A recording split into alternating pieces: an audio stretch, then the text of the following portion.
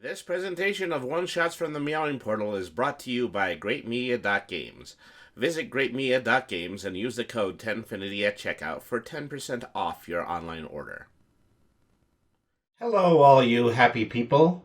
It's time for another installment of One Shots from the Meowing Portal. Today, we visit the hometown of our dear friend Autodoc Blue 37 and thwart a plot while learning a shocking truth about our automatonic friends' unexplored past.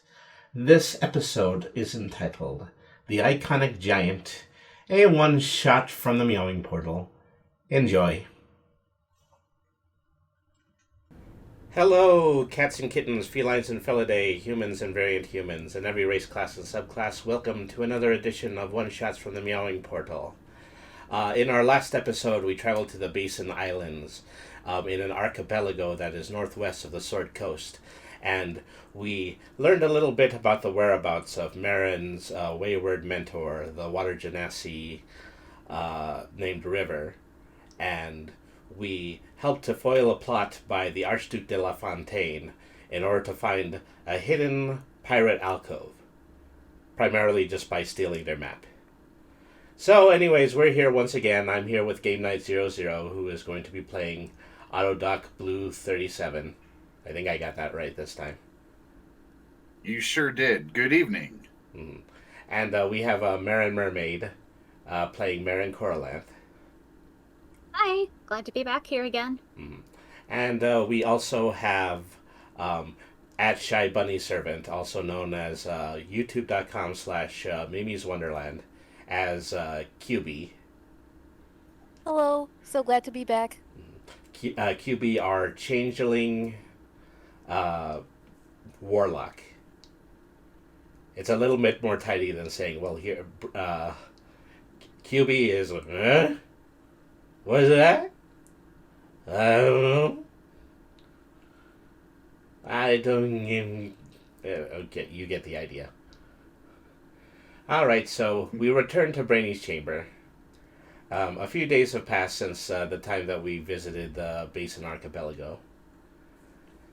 And Brainy has called everybody in, and he sounded just really, really enthusiastic. I say, just come into the library. I got some extremely good news. Is happy to comply and is also feeding off of Brainy's enthusiasm. Mm-hmm. Okay, so you QA guys... doesn't really understand what's really going on, but he can pretty much sense that Brainy is content, so he's pretty much content too, even though he's not really paying too much attention. Mm-hmm. I guess Marin is a little bit more thoughtful, but at least putting on a smile. So you guys are not going to believe this. We're all going to Eberron. So I assume it wouldn't strike a chord with anybody, but it particularly with Otto, because Eberron is where all Warforged come from.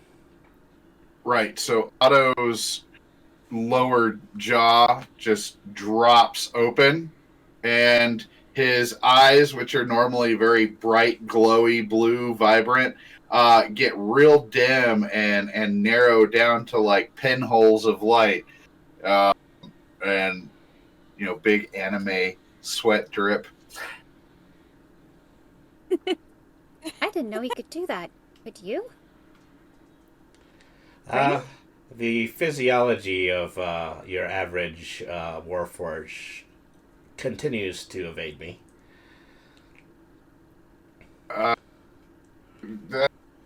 That's great news, Brainy.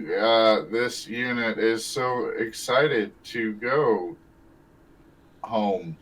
When are we doing this? Well, as soon as we possibly can. So, I have managed to secure a guest speaker position at Morgrave University, which is probably one of the most prominent universities in all of the multiverse. I've been trying for years, and I've even had some other wizards from inside of this library attempt to petition for me. Oh, we're going to go see wizards in Eberron. Uh-huh, that's right. I'm going to be speaking at a symposium about teaching magic to tertiary races. I mean, that includes everybody in the room. Cube kind of looks at the statement and then kind of, without even breaking eye contact, like points at himself. Like even he doesn't really understand like what he is. So, So you're saying we might see someone like Cube? um, Cube immediately jumps up at the thought. Like me? He says, looking up at Marin. well, I suppose anything is possible.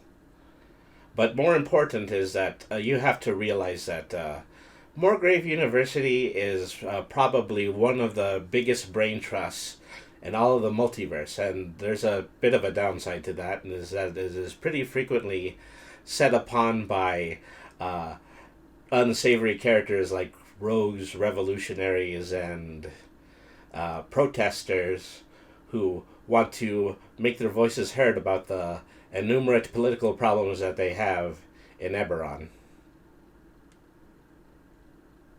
And so they Cube kind choose a of doesn't really college to do this. understand a single word. What he does manage to gather from what Bernie just said is, and he says, bad people? Well, not necessarily bad people, just people who have very severe disagreements. Oh. So, Yeah. so I'm going to I'm going to put you guys on the payroll as we head to Eberron. It's going to be necessary for me in order to have a security detail with me. I'm hoping you're going to get an opportunity in order to mix with the individuals at the symposium and look out for anything suspicious. Alright. So, Cube, it's kind of like last time? Where we just keep an eye on each other, make sure things don't go wrong? Precisely. Finally manages to use his hand to physically close his jaw. Can't wait. So, you seem a little pensive about this, Otto. What? No. This unit is great. Couldn't be better. Gives a thumbs up. Well, I hope being in a slightly more enlightened area of your home world will hopefully improve how you might what your outlook might be. Great. Okay, everybody, into the portal. If you guys need Cube any, kind of tugs on Brainy's sleeve. Need to change again? probably. You can take your pick from. You could be a human. You could be a half elf. You could be most of any of the primary species. Cube takes another thought about what to do, and he starts to shift again. And this time, it seems like his skin is molting into more scales, and has a real silvery color. After that, his body has taken a more draconic appearance, and he takes off his hood to reveal that he has shifted into the form of a young silver dragonborn. Wow. Huh. Well, you did say tertiary species. Yeah. Cube Well- puts the hood back on. Okay, now ready.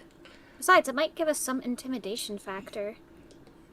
Otto is visibly distracted by Cube's change in appearance and just picks up one of Cube's hands and kind of like looks him up and down. Cube doesn't really mind Otto's investigation. Just likes Okay. being So random. let's be on our way. If you guys need anything from the shops, they have perfectly good ones inside of the university campus. Alright, very well, let's go.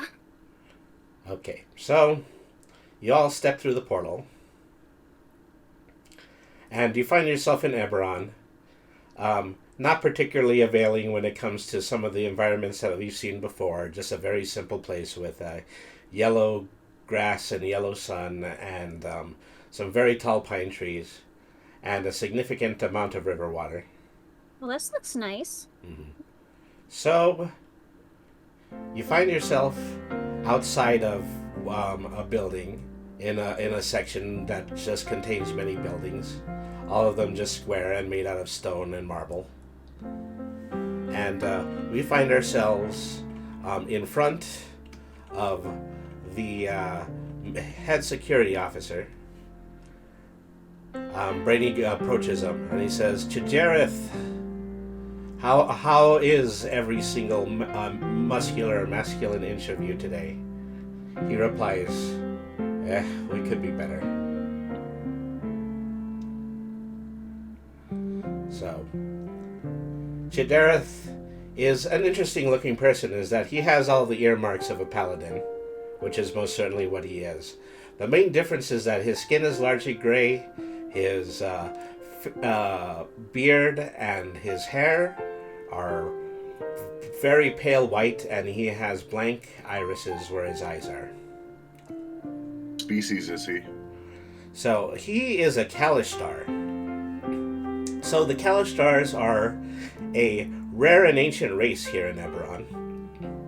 They are humans that long ago synced up with the spirits, with the celestial spirits from ages past, slightly before the Great War. They possess many interesting arcane powers, and additionally, many of them are capable of reading minds. Somehow I knew that you were gonna say that, he replies, just making a joke. So, this your new adventuring party, huh? I would have expected nothing less. Definitely a hale and hearty looking bunch. Thank you?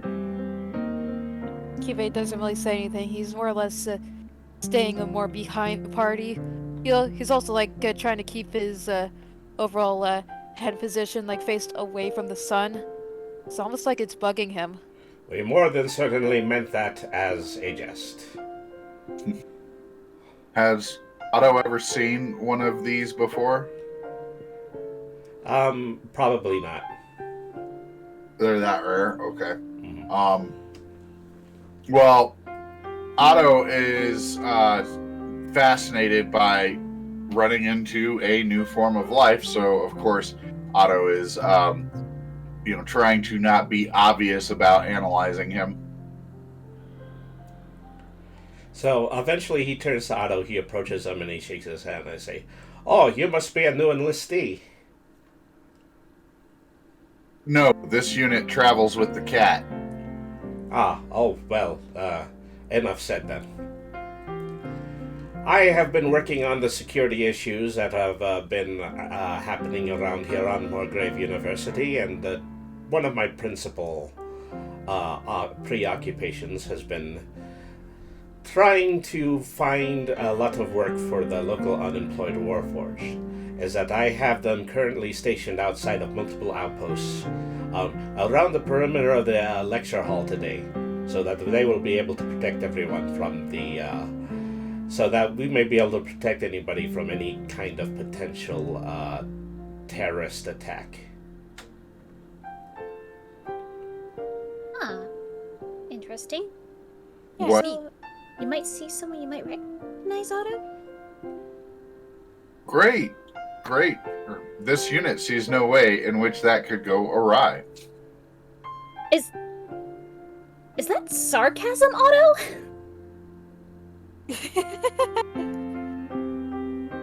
That's almost like saying, what could possibly go wrong? In like the most problematic situation. Yes. Otto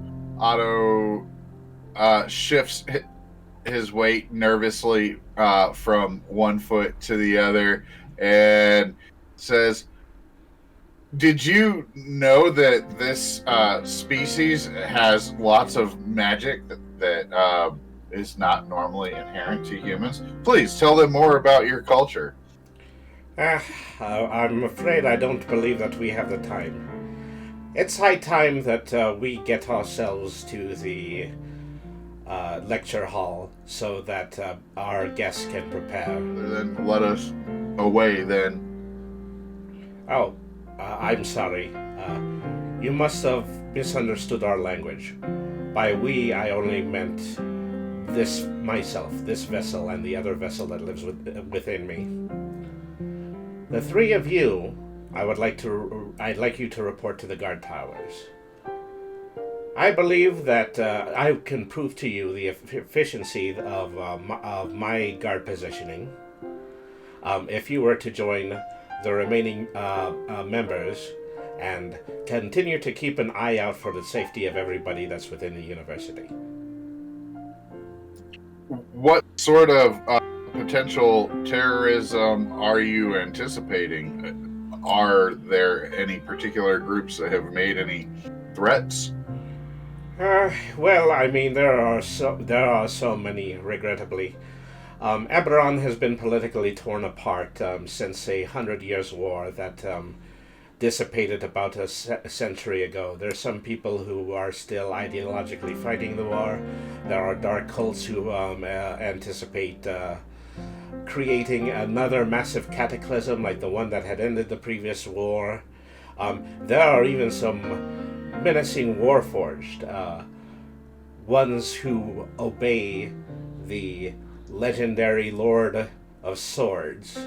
The Lord of Swords is a rogue warforged who has done everything he possibly can in order to fight for warforged supremacy, in belief that warforged are going to be the ultimate form of life remaining on Eberron. This unit has been away from home for a while. How long has this Lord of Swords been operating for that you're aware of? At least a couple of decades, as far as I can reckon. Certainly earlier than before I was even born. This unit sees. So you anticipate trouble from possibly Warforged? I anticipate trouble from all sorts of fronts. Affirmative. Which is why I certainly hope that as security detail, the three of you are going to be up to the challenge. Definitely. So, I believe this will also give you an opportunity to catch up with some of your kin and maybe learn about what has been going on here in Eberron for the past few months. Certainly. That sounds fun. Alright, make your way then, as I will make sure that Brainy makes it safely to the podium. And he's indicated what direction we're supposed to go in, yes? So he's shown you just outside the door and around the corner of the barracks that he wants you to report to. Alright, then I guess we go to the barracks like he asked then, right? Certainly. Mm-hmm. Alright, QA will follow behind the others then. Alright. So you guys get to the barracks and there are just three Warforged that just seem to be leaning against the wall adjacent to the entrance of the university. They're pretty shabby looking creatures that are made out of tarnished metal and just seem to have a kind of lackadaisical viewpoint out towards the woods that are just outside of the wall.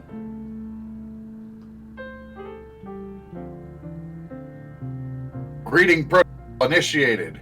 Hello, units. This unit has been assigned to report to this barracks. Oh wow, check out this guy. He sounds like he just fell off the assembly line. And the three of them laugh. Otto's body language shifts a little and he seems a little smaller. Cuvee sees and hears this, then he kind of grumbles under his breath. And then you can almost feel that he's more or less looking at these guys with a little more of a little more disdain, and not straight hatred, but he did not like that they pretty much just made fun of his friend in this way. Say, relax, relax. It's just a joke. Can't you guys take a joke? This unit is learning about humor still. Wow. Well, we got a real mind here. The second one pops up with a thin needle beak on him. So, welcome to the detail. My big friend on the left here is named Melder. My name is Welder. And the guy over there with the big schnozola, his name is Bonder. Before we got caught up in this outfit, we all used to work for the forges of House Kenneth. We saw a lot of action during the Great War, but we don't do much anything besides rust these days. It is a pleasure to meet you. This unit is designated Autodoc Blue 37. These are this unit's companions, Marin, the Triton, and Cubey, the Cuvee little looks, friend. Yeah, Cuvee looks over him and then back at the others. Yay. Not a fleshy to be had amongst the three of them. I think they're nerks. This is Bonder. That's just he just said that abruptly. Excuse me? I said I think you guys are nerks.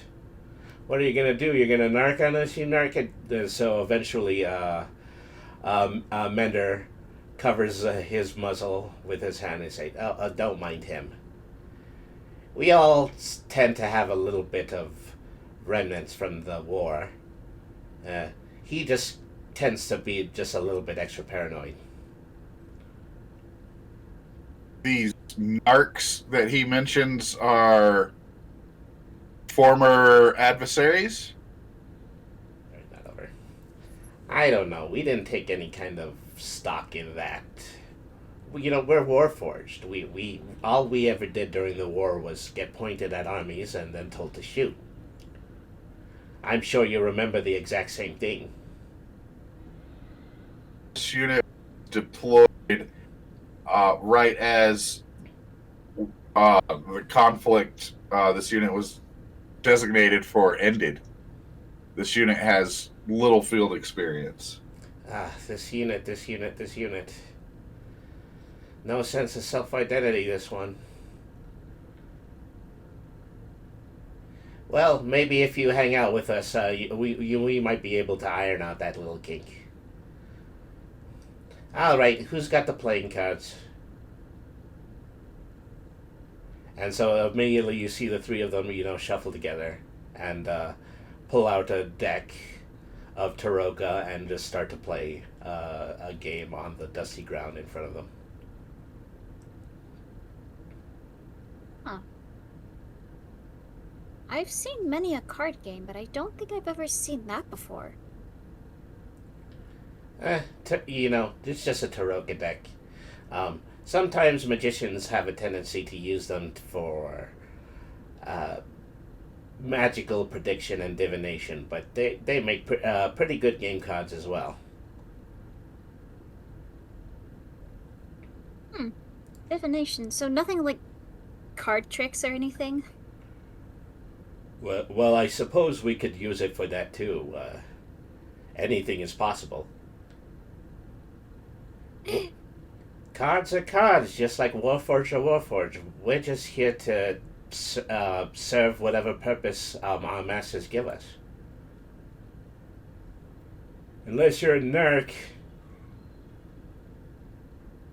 What's a narc supposed to be anyway? That's what. Forget it. Don't mind him.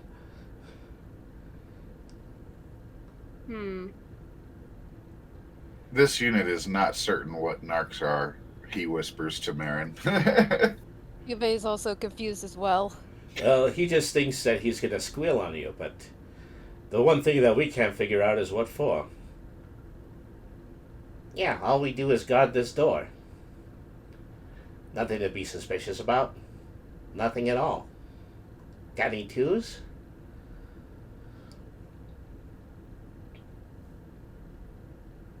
Is behind the door. Well, there's a perimeter of the woods out there that we've particularly been keeping an eye on. And so we've been seeing a conclave of orcs patrolling around that area. Have they been making any aggressive moves? No, not just yet. I'm sure this army has been able to scare them off quite sufficiently. Gosh, wouldn't I love to be something besides a guard? Well, wouldn't you, Otto Doc Blue 37? If that is your real name. Sorry. IRL laughter for a moment.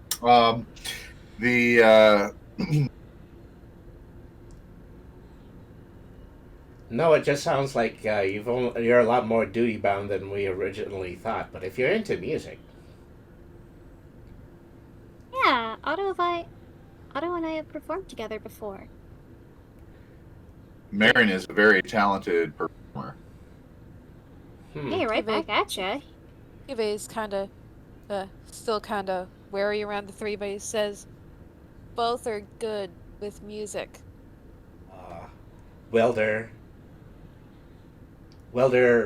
closes in on Otto. We've been planning a little something, and I was wondering if you would be interested in getting in. Otto leans in. What did you have in mind? Nothing too strenuous. We was just hoping to go out in those woods and take care of those orcs before they actually do become a problem. It's not what the boss wants us to do, but I'm pretty sure that an ounce of prevention is worth a pound of cure. You know what I'm saying? And what would this unit need to do? Well, you'd need to fight. I mean, our only true melee chappie over here is Mender, and, he's seen better days. You can bring your little friends along, too, if you want. Who would be watching the post? Oh, don't worry about that. Like I said, we've identified the threat. As if we take the fight to them, then they'll know better than to try to bring it back up with us.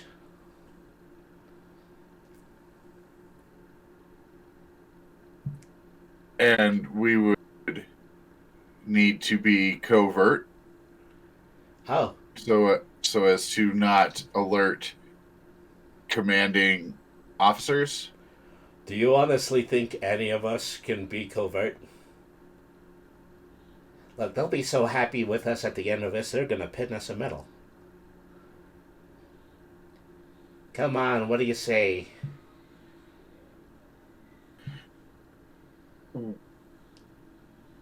This unit consult with their companions to confirm. One moment, please. And I'm sorry, go ahead. That poor chappie, he's gonna be listening to Fleshies his entire life. He just mumbles that to himself. Otto pulls Marin and Cube off to the side and whispers.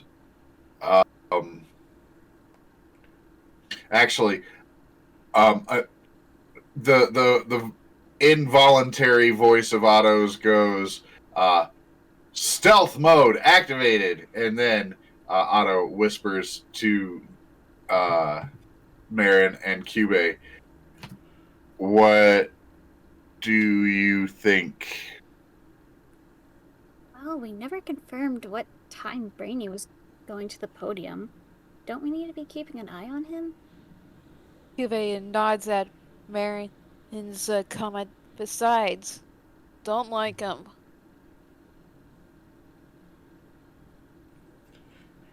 You see, that's exactly what a narc would say.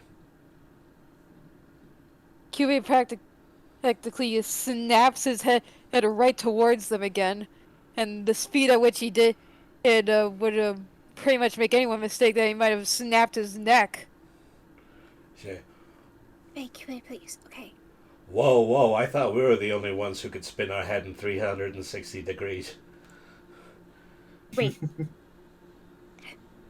Look, No, let's just step no. away It a little wasn't bit further. 360. It was like 90 degrees. Didn't and still speaking whispering, like Otto's really trying to make sure that these guys can't hear him. And Otto whispers to them, "Didn't the commanding officer say that the terroristic threats were perhaps from a warforged cell rather than Cube orcish?" nods and quietly repeats what the chief back there said about the Lord of Swords and all that. Yes. Besides, I've heard what people say about orcs, but even then, it's not And, right to Marin just al- go around Cube and also ransack a random hit- tribe. Cube also pipes in with a little scene before, or if not attacking, then not right. Not prey. These units may be aligned with this Lord of Swords. Perhaps it is wise to travel with them so that we could keep an eye on them. Mm, Mm, I don't know. I don't. In the Cube end- is also looking skeptic about that. Can keep eye on, but no agreeing. Perhaps we could divide and that way leave a unit or two in the barracks to maintain vigilance.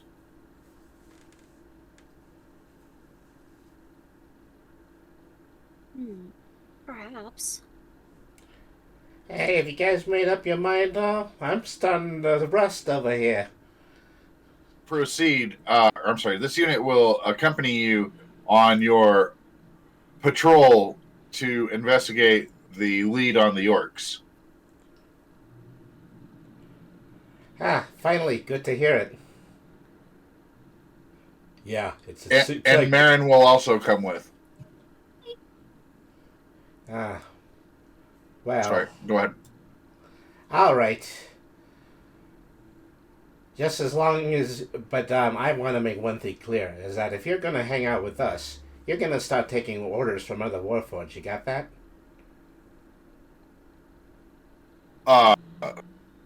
Does that include you now? Is this a test? Think about it as a team building exercise. Unless you're just gonna squeal on us, you narc. This unit is interested to observe and learn from more experienced units. All right, well then that settles that. Off to the woods with the 5 of us. Alright, and Cube will kind of wave them goodbye as they head out, and after a little bit of looking out as they leave, Cube will head to the barracks to do as the general guy suggested. Mm-hmm. All right, so the 5 of them venture into the woods. QB stays behind and watches the outpost. After a few minutes, Brainy walks up. He's carrying a big plate of food. I says, "Hey, QB, where did everybody go? I brought them Cube some looks. food from inside of the conference." Cube looks down at Brainy and points towards the door where they in the woods they walked towards. They left. Something with other autos, looking for orcs. Other autos. Oh, you mean the soldiers that were at this outpost? Yeah, Additional warforged. Warforged. What could they want with the woods? Huh. Cube repeats the things that they said about orcs in there, but they haven't attacked yet. So as Brainy is puzzling over this, he just absent-mindedly takes the entire platter of food and he puts it in QB's hands. Cube subsequently takes the platter. You know, I actually heard about something while I was inside the hallway. Heard? Heard what? That recently there was an instructor that had gone missing. Missing? Yeah. I wonder if an orc battalion outside of the woods might have something to do with that. Cube ponders over the thing and it looks back towards the woods and agrees. He's by nodding. Maybe. Alright, well, gird your loins, QB, because we're going to go in the woods and we'll have to catch up with the rest of the party and see if we can get to the bottom of what's going on here. Cube nods and he follows Rainy towards the woods too while still carrying the tray of food. Mm-hmm. Alright, so... He's also sneaking some of the meat while they go in. Mm-hmm. Okay, so you begin to follow the three warforged through the woods. They are taking point, and they are walking through some very dense brush. And every once in a while, you see one of them cut through it with a sword, so they can continue walking. And you just kind of travel in just a very direct path throughout the woods. It has to be an unfamiliar path because of all the overgrowth, but it's also that they seem to know exactly where they're going.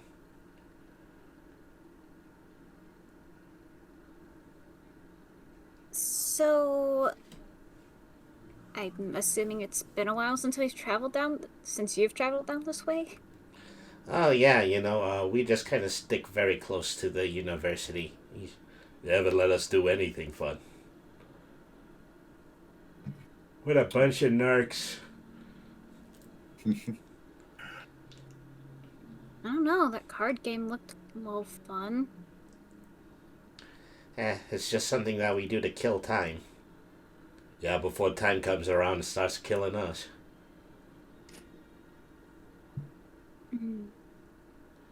So eventually, yeah, you make it through the brush. They peel away some bushes at the side. Now you're at the opposite side of the bush. And you see this. There's a bog, just a very thick bog full of thick slime and mud, and then you just see these two gigantic feet sticking out, half sunk into the bog. There's it seems like there's a feet, and you see 2 feet, and you see a pair of metallic legs. And, they're very, very shiny. They're possibly made out of chrome or perhaps silver.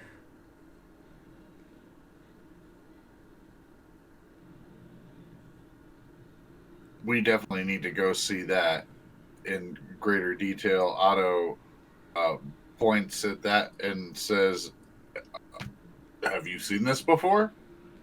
Roll your intelligence. Okay.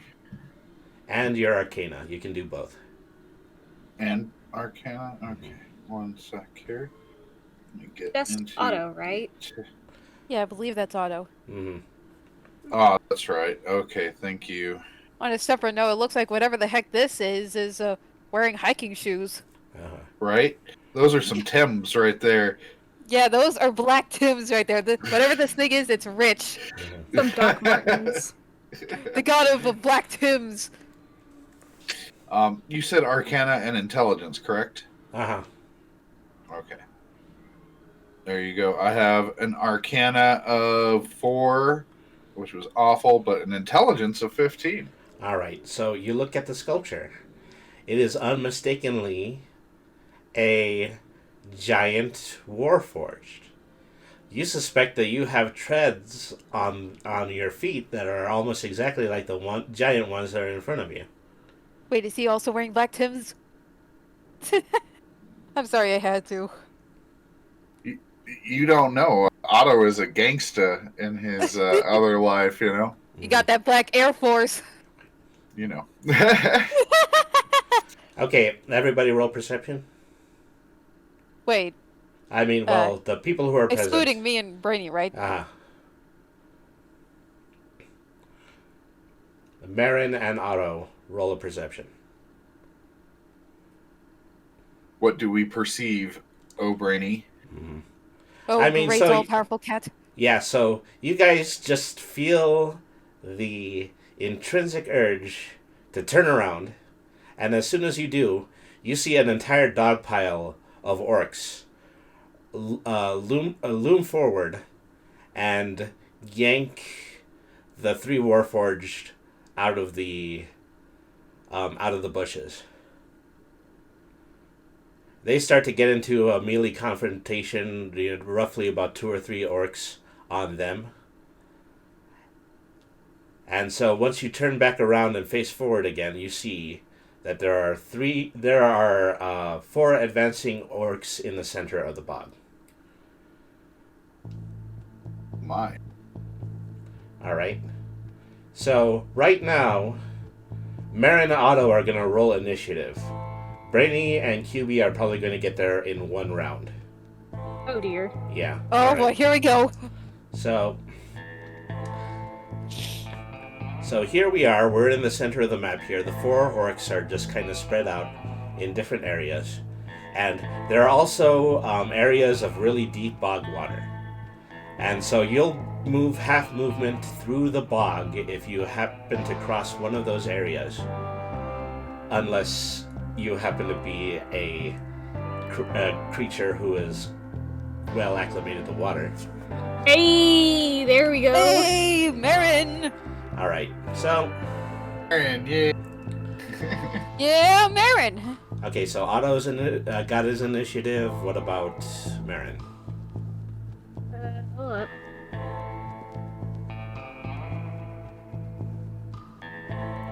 Okay, Oh man, she got 16. 16, Nice. 10, and now I have to roll for the 4 orcs. Oh, there's 4 of them. Wait, shoot! I forgot to put on my not proficiency bonus, my initiative bonus. So it would be 17 in total. Okay, then mark that down. 8, 16, 13, and 11. Okay, so that means that Marin goes before Otto. The first orc on the left side of the screen goes before Marin. The second orc also goes before Marin. Oh no, hang on. No, the first one was 16. So you share a hex with one of the orcs, so you go first. Oh, nice. And then 8, 13, and 11. So you go first, Marin. I go first. Let me take a look. Where was it? Okay. So zoom in on the map a little bit. I'm assuming they're all speaking Orcish. So it's not like you could just go, hey, we really don't want to fight. Unless you do speak Orcish. Who speaks Orcish? I don't think I do. Just heard someone's dog bark in the background. Do they speak Orcish? She does not speak Orc. That is most unfortunate. She speaks Bork. She speaks Bork. Bork. So sorry. Okay, no, I don't, Otto doesn't speak Orcish either. Otto speaks Elvish, and I don't believe those two are related. Yeah, even if QV got here, he doesn't even speak Orc either. He speaks deep speech and undercommon. All I got is Primordial, and I think Aquan as well. So I got nothing. Yeah, we can't negotiate here. Okay, you still have your action. Okay, for my action, I guess I'll do... shoot. Going over my spells and everything. Yeah, go over your spells. What spells do you have that would give everyone an advantage? I really, really, really, really, really, really, really don't want anyone to get hurt.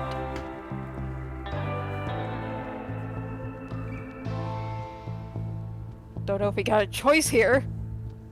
Don't think I do. Where was it? Where was it? The, Man, by the time Cuvee and Brainy are gonna be there, it's literally gonna be like that, the one guy walking in on a literal fire holding a pizza box, but it's just Cuvee holding a tray of food. So I guess I'm gonna try, as much as I'd hate to do it, the only thing I can really do is maybe...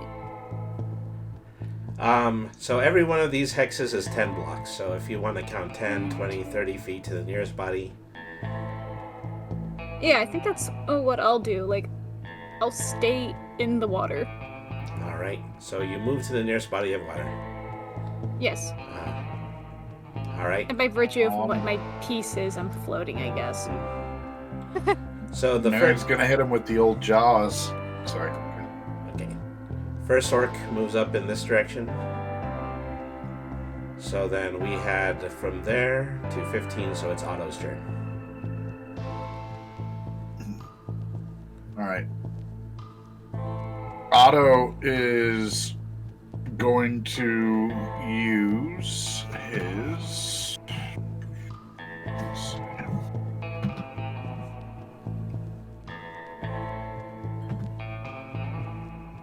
Sorry, give me 1 second.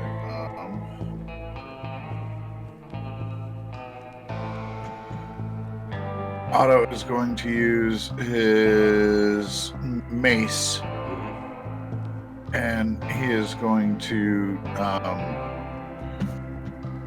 approach the nearest Warforged. I'm sorry, not Warforged orc. So up 2, and then left 1. Okay. To 20. So that's 30. That's the entirety of your movement, isn't it? yes, Yeah, that is it the is. entirety of my Okay. movement. Roll your attack. Weak Well, sauce. That weak didn't work sauce. out well at all. That was a 4. Weak sauce. Alright. So you run up to him and you hit him with your... attempt to hit him with your mace. You get your leg caught in one of the viney areas of the wetland, and it snags, and so you swing at dead air. Good job. Uh-huh. Great. Nice one. Then... Well, hey, at least you didn't get in that one, buddy. Right? That could have been a lot worse. Alright, so second orc, 10, 20. So he's full enough in order to get knee deep in some marsh water, so he stops right there. Then the third, 10, 20, 30. So he saw the blue lady walk into the water. He has now walked towards the water, but he doesn't seem to be able to see Marin. Oh, nice. Ooh, nice. And it's the water squares specifically that have our movement. Is that correct? Unless we're... The water square Okay, thank you. specifically, yes. Thank you. And then 10, 20, 30 in this direction. Okay, so that makes the top of the second round. Brainy and QB show up at the end of the woods. Brainy is here. I accidentally forgot to put QB's mini on here. Yeah, you forgot. So let me see, which one was that? That was humanoid. Okay.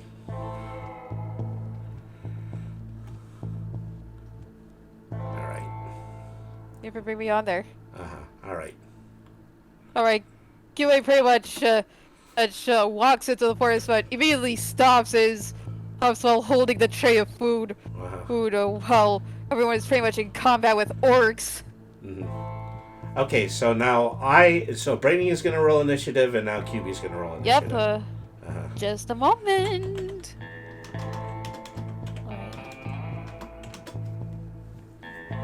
Got 13. Yeah, 13.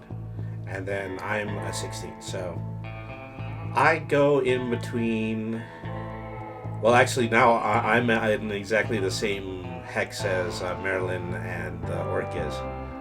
So you can still choose to go first or second, Marin. I can go second, I guess. All right. And so then for 13, you are going to go at before orc number 3. All right. So top of the second round. Brainy immediately hurls a level 3 magic missile at the orc that Otto is battling. He singes this orc for a total of 18 damage, as you just see the magic missiles just pop off of him like fireworks. Pow, pow, pow, pow. And he's reeling.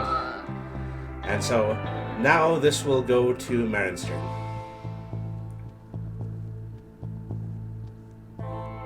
I don't think there's any way to prove if any of them know common, is there? Don't look like that. I mean, they're already choosing violence.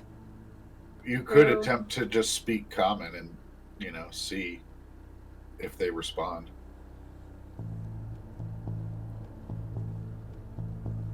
I'm gonna try something. Alright, what are you gonna do? What are you planning to do, Marin? Oh, my initial thing was to use Zone of Truth to prove that I wasn't lying about not wanting to fight. It was gonna be just like something sweet, but then I'm You like, act like they'd understand you still. I doubt they know common. You suspect that they would care. Yeah, yes. you'd probably even Now, bold of you to assume that they'd even care. My plan is like, go next to Otto, tell you guys to get away a bit and cast Arms of Hadar on those dudes. Well, Like, get 3 in 1. Dissonant Whispers it is. Yep, Dissonant Whispers. Okay. Well, there it is. So 3d6. Yep, and also, like, anyone who's pretty much in the square, like, the one that's in kind of like on the corner of those two rivers that the orc and the Marin is in, like, you guys should probably get back a little when Cuvee tells you who to get back, because he's probably gonna cast Arms of Hadar. So the one that's close nearby that still can't see me, Mm-hmm. I guess it's gonna be Dissonant Whisper. All right. So roll 3d6. All right. Okay. 9. Mm-hmm. So, the orc. Well, actually, I think I'm going to need to save intelligence on this. The orc takes 9 damage, and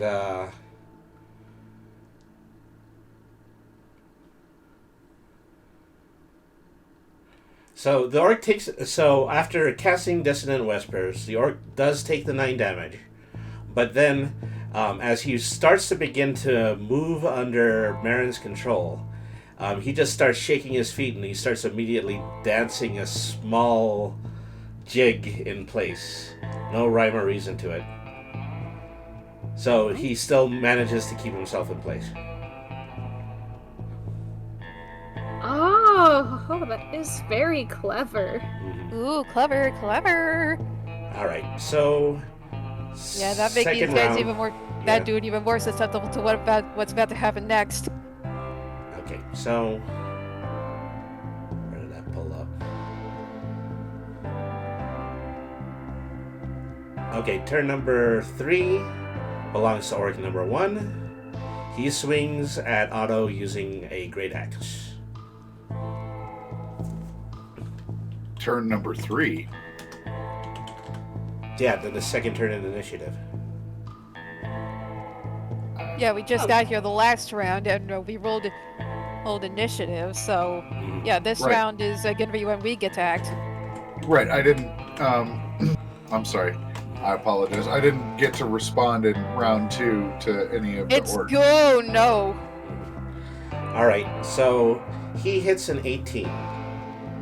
I know that your armor is slightly above a 20, but we still count hits that are 18 and above. Ouchie. Yeah. I was gonna say my armor class is 19. Yeah. Okay, so you Fine. take 9 damage.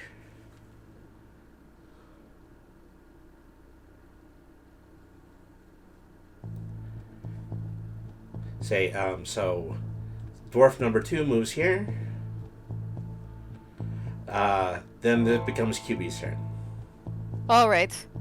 Like Cuvee looks at the scene, and he looks, and even though you can't really see his face, he looks mad. He practically throws down the tray of food and goes to next to where Otto is. All right. It's like on that square. 10, 20.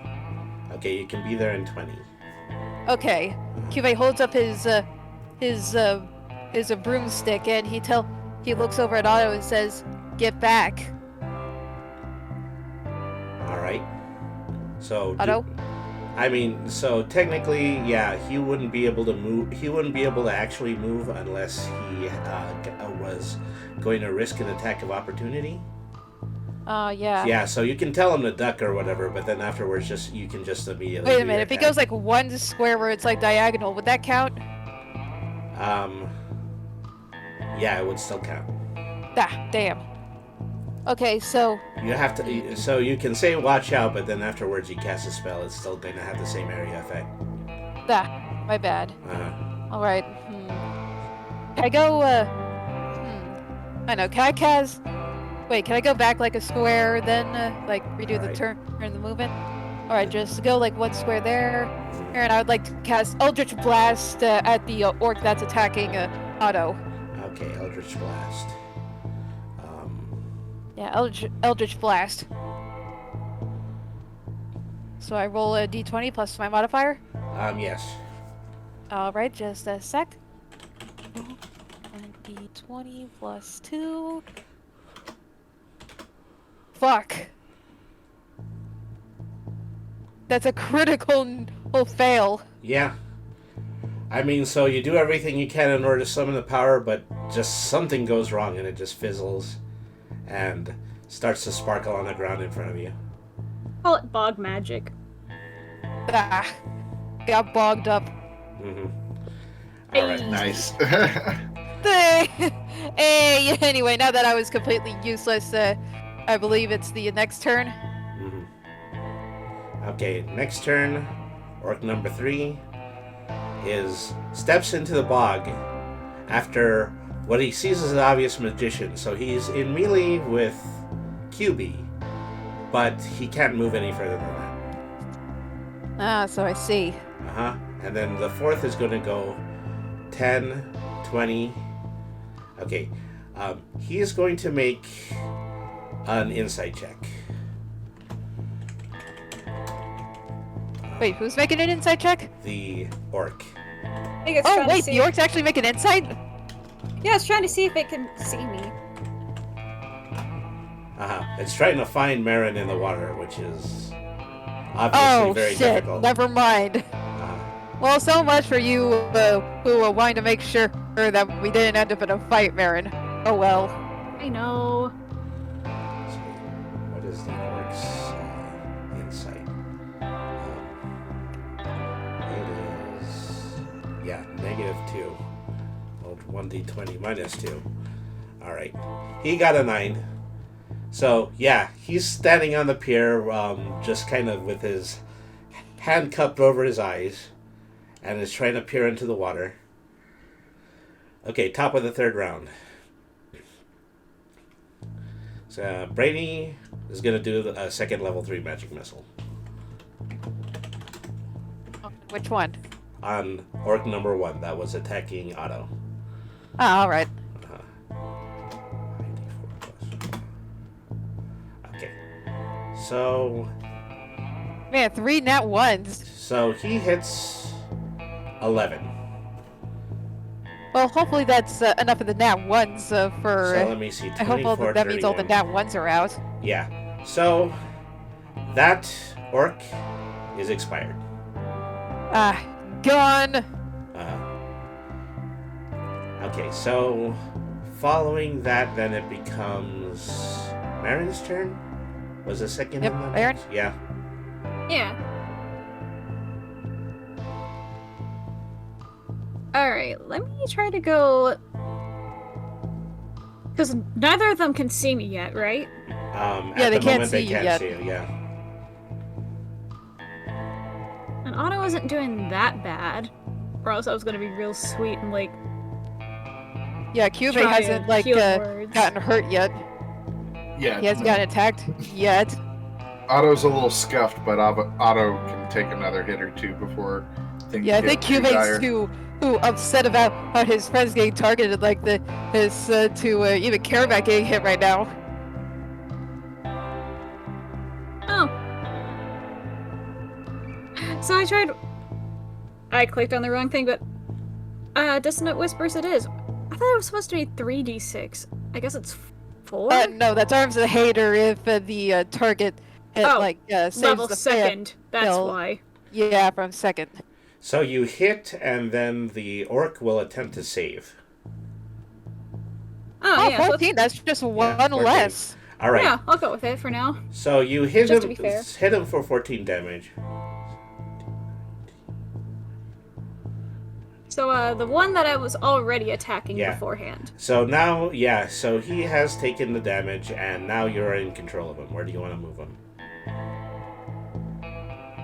Okay, let me take a look at the map one more time. I just want Wait a him to second. move backwards, just as far as way back as he can go. 30. Okay, that puts him there. There you go. All right. So next turn Alright, who's up next? is QB. Alright. No, actually, next turn is Otto. Oh. Move one square to the right, Mm-hmm. and then can I do the diagonal upright Uh-huh. without having to cut across the water? Yes, you can. Excellent. Let's engage the guy that's on the shore there to the right. Mm-hmm. He's got the moves. He's got the Otto. dance. He's Otto's- grooving. Gonna smash him in the knee with his mace to try to put him down. All right. Oh god, not the kneecap. Yeah, he's gonna kneecap him. The only anomaly here is the kneecaps. The kneecaps. Not the kneecaps. And that's a 21. Yes, Oh it is. no! Oh, his kneecap is destroyed, Otto. You shattered his it. Kneecap. Okay, roll your damage. Okay. You Let's didn't see. even. Wow, You had to what go is... right for the kneecap. I did. That was necessary. That's a 1d6 plus 2. That is a total of 7 to the Yeah, kneecap. that kneecap Uh-huh. is gone. He takes 7 damage, and due to the fact that you were aiming for his knee, that he does topple over, and now he is currently knocked prone. Okay. Yeah. Now it's QB's turn. Alright. You know what? I'm gonna manifest my packed weapon, like the gauntlets.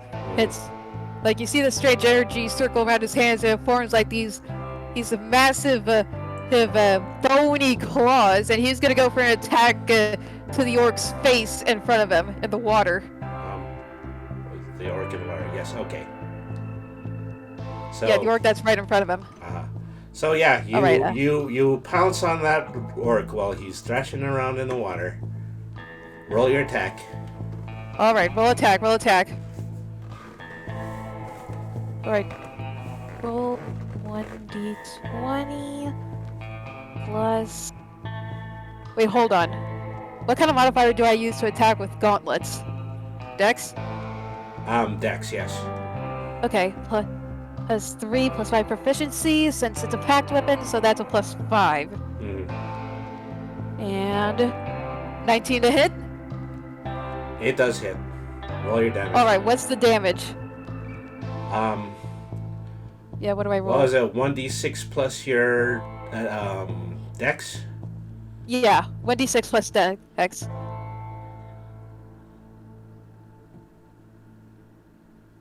Three and...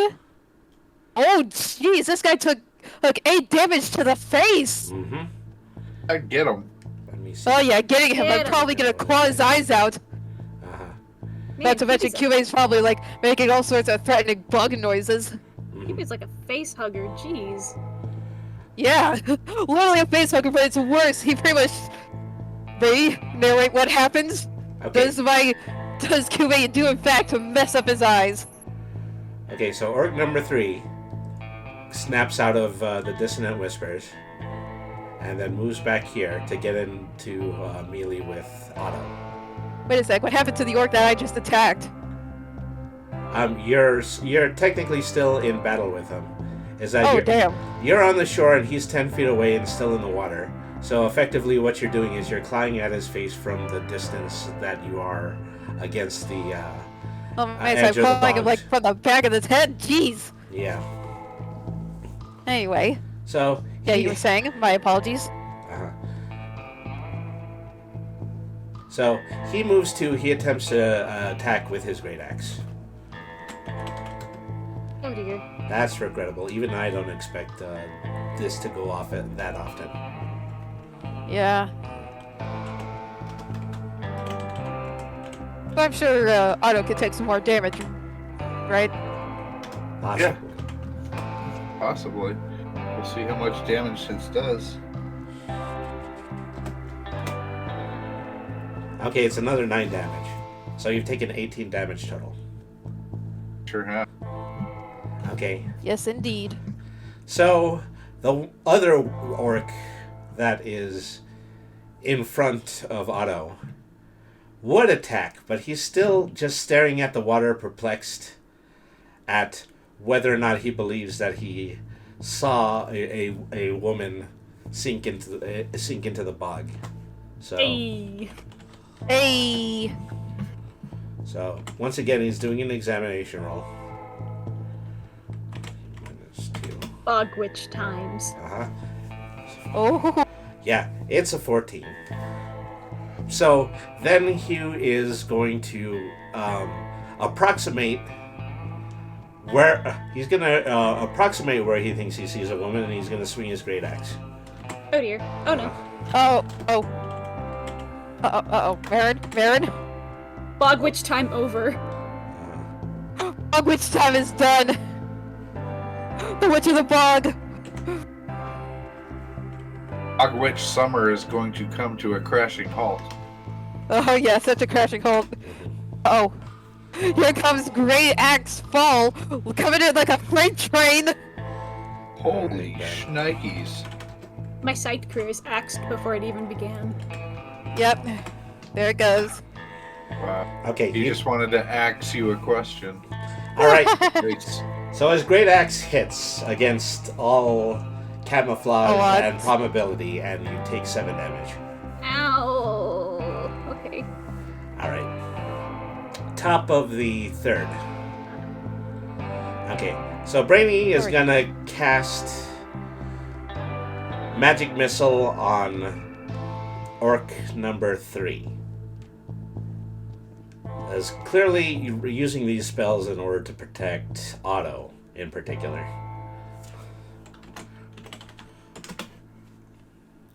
Alright. So he does a total of 18 damage. That orc is toast. Literally. Like, Uh-huh. probably extra crispy at this point. Alright. Next turn is Marin's. Okay. Alright, Marin, like, Bog Witch. What happened now that that has come to a close? How injured is Marin? How much did that hit constitute she's like, your alright. percentage of your life? It was a total of 7 damage. She's been hit once. Yeah, like I am at 17. Okay, so you're a little jacked up, but you're all right. Like maybe he made your lip bleed. Yeah, I got hit with an axe. But still, he just lightly grazed your lip. He just grazed you. Okay, You're fine. so You're fine. the one that was behind got toasted. Otto's right there. Nah. Also, The one I am currently, clawing the face off is, like, literally right next to you. You can probably see and hear all the commotion. But, like, these are probably, like, fighting to get me off of him. No, I'll just make it worse. Oh. More dissonant whispers. To that one. The one that's getting its face attacked. Oh my god. Okay. Alright, Baron, roll. I assume he's probably gonna not be in the best situation to make saves, guessing this thing is like trying to eat his face off. 16. Okay, so you do hit. Roll your damage.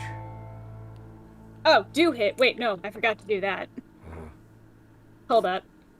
I went backwards. Roll Backwards.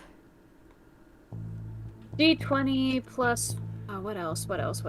Modifier, proficiency. Let me take a look. Dissonant Whispers. Charisma. It is a bard spell. Yeah, it is Bard. True. Okay. Charisma it is. Alright, yeah, go ahead and make it absolutely 10 times worse for this poor orc that I'm literally mauling to death. Plus 3. 13. Went a little backwards, but I got the spirit. Yeah, 13. So, Task failed You- successfully? yeah, so the spell goes off. He takes 13 damage, and now you can move him. Are you sure you want to move him when I'm pretty sure if you try moving him, I'm probably gonna tear his face right off. No, I think it's funnier this way. Alright, so he's not going to move. Oh, okay. I don't know. Alright. I'm asking you. Alright, am I next? I'm asking. You still have the choice. You're going to leave them there? No, I am mauling his I think face. it's funnier this way. So the one that's clawing his face, I guess move him to the right? Alright. So he climbs out of the bog, but moves from one melee point to another next to QB. So QB now gets an attack of opportunity. Nice! Perfect! Absolutely perfect.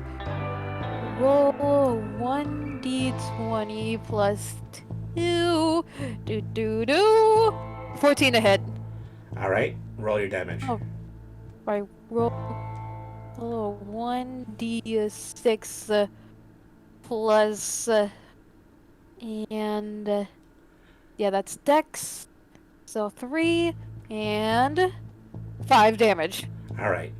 So, as he gets out of the bog, he just rakes against your claw marks, and then he dies. Oh my god! I think I. Alright. Cube pretty much just slashed him across the neck as soon as he was getting out. Okay. So, Otto's turn. This one that is prone to the right of me, Oh, yeah. I am going to pick him up and throw him into the water square that is adjacent to Cube, Marin, and myself. Does Alright. that mean another attack of opportunity? I Oh. smell another. Okay, I'm gonna need a strength check. Okay, gotcha.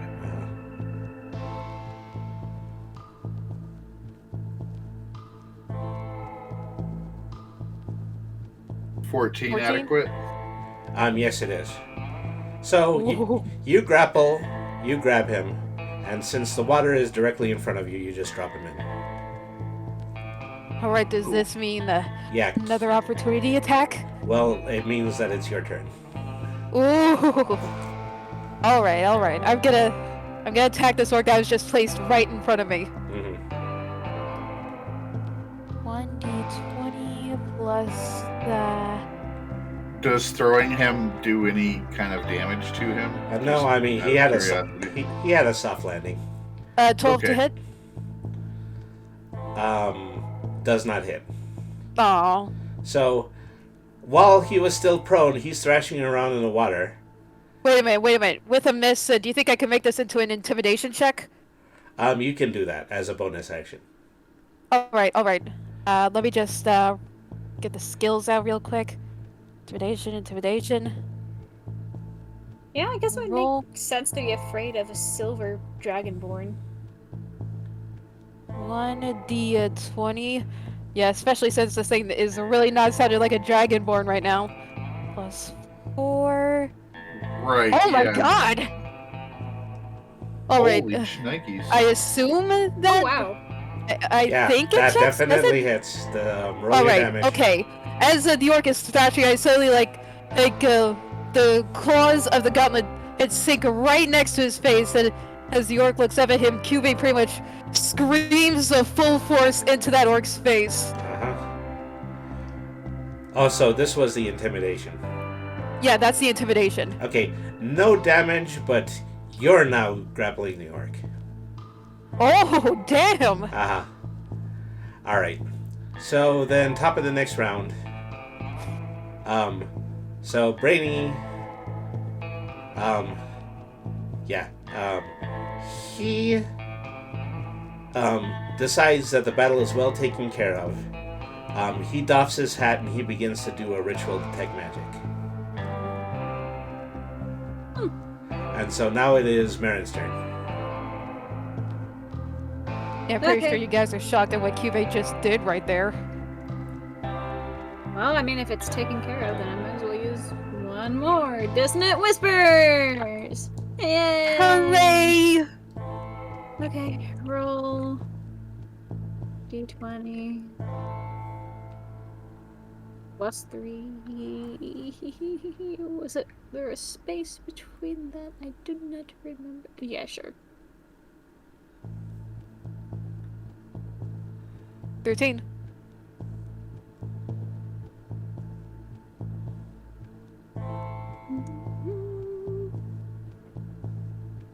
Dissonant whispers. Dissonant Whispers. Do. Brainy? Oh. Okay. A total Yeah, of 13. That she's does rolling hit. damage right now. Yeah, it does hit. Rolled her damage. 10. Didn't do quite as good this time, but oh well. Yeah, this orc is pretty much already gone anyway. Yeah, he's having a rough day, for sure. Oh yeah, he's having a rough day. Kimei probably made him piss his pants right there, or whatever the heck he's wearing. He probably knows he's about to die.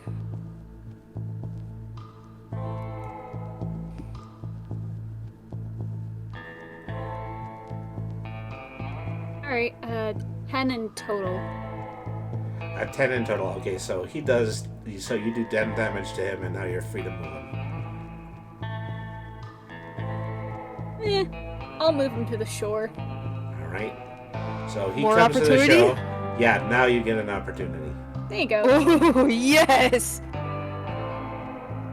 Roll 1d20. This dude is not getting a break. No. Ah, 9. 9. Ah. Darn. So he emerges from the bog. He looks at QB. He remembers what hey, QB had just done to him. He turns around and he lets the bog take him. What? Wait, what? Oh my god! Cube mauled this dude so bad that he offed himself before Cube could do anything to him. All right, so the round is over. Everybody is once again confronted by this giant metal man in the bog. Everybody give me a perception check. Alright. Totally ignoring that, an orc just offed themselves in order to not be near me anymore. Perception. No, we do gotta address the giant tin man in the room. Yeah, we do gotta address that. And that's a 5. Yeah, I'm guessing I don't. Did I I'm guessing I don't. So that's a do 19. mine right? That's a 17. So Yeah, Cube's probably still a little distracted from the combat encounter. Oh yeah, he's so distracted. He's pretty much just still breathing. all He's right. just, his gauntlets are still on, but they're pretty much coated in blood, orc blood. So for your 17, Marin does see Brainy on the shore, casting detect magic. And so she moves close enough to the spell in order to empathically share with Brady. The giant metal man is aglow with magic, and it is illusionary magic. Wait, so Oh. does that mean it's fake? It's only a model. So Brady replies, "No, it's very real, but there's been an enormous amount of illusion magic cast within it." Within it? Inside? Yeah. So, I don't believe that any of you, might be versed in Titans. And as soon as Brady says Titans, it sets off a light bulb in Otto's head, and he does another Arcana with advantage. Okay.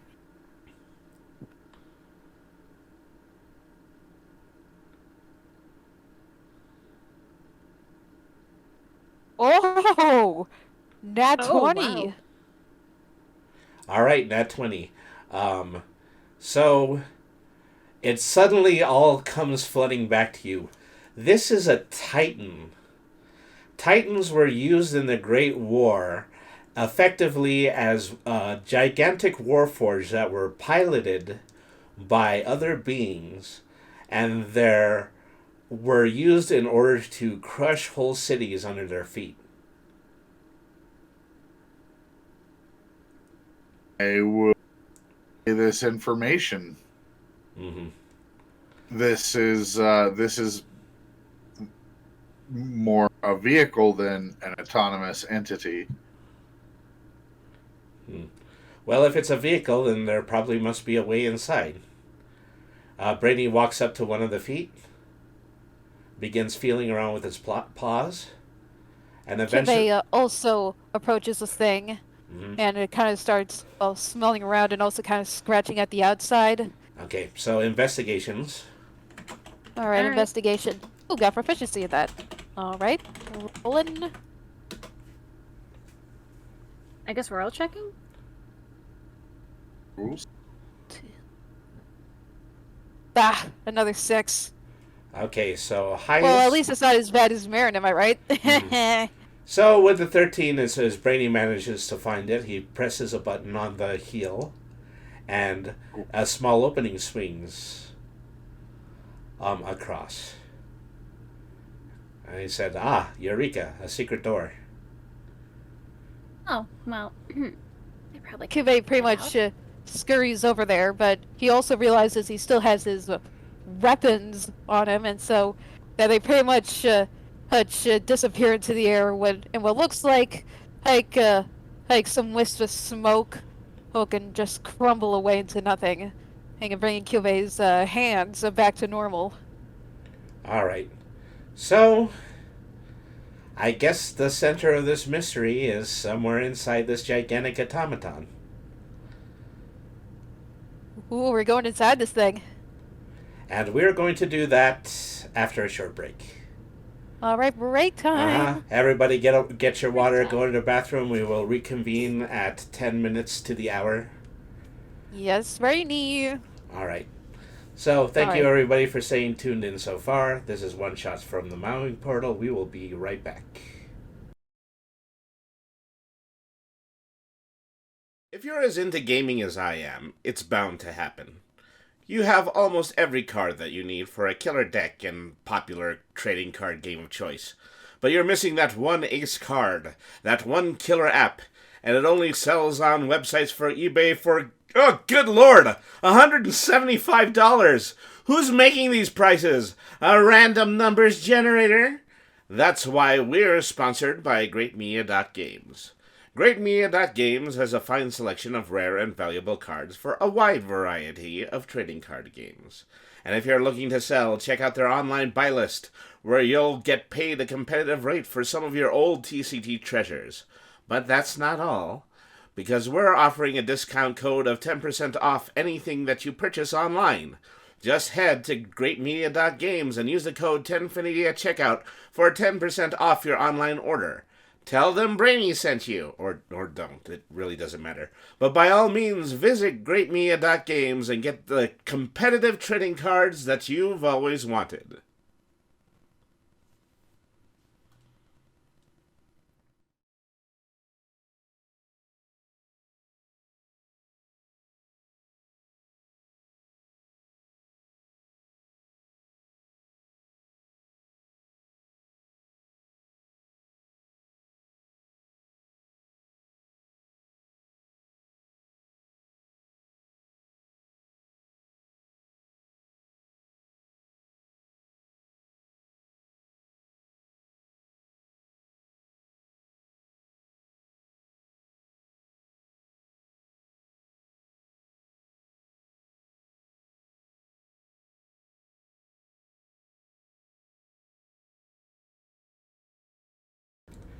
Hello, everybody, and welcome back to the second half of tonight's episode of One Shots from the Meowing Portal.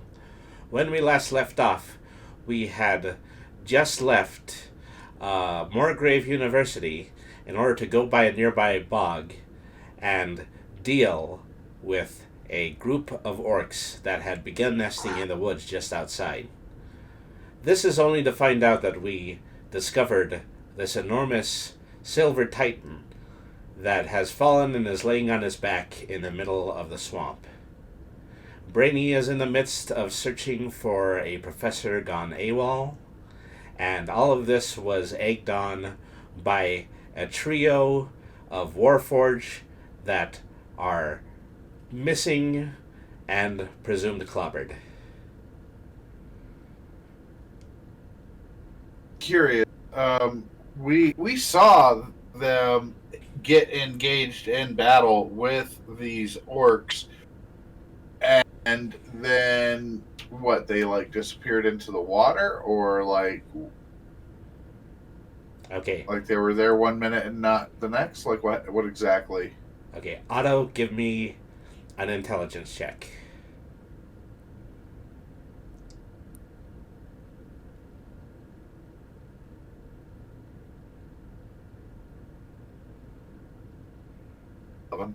All right, 11. Okay, I am going to need a saving throw on Fine. intelligence. Saving throw. Uh-huh. Intelligence. Okay, so just another intelligence check.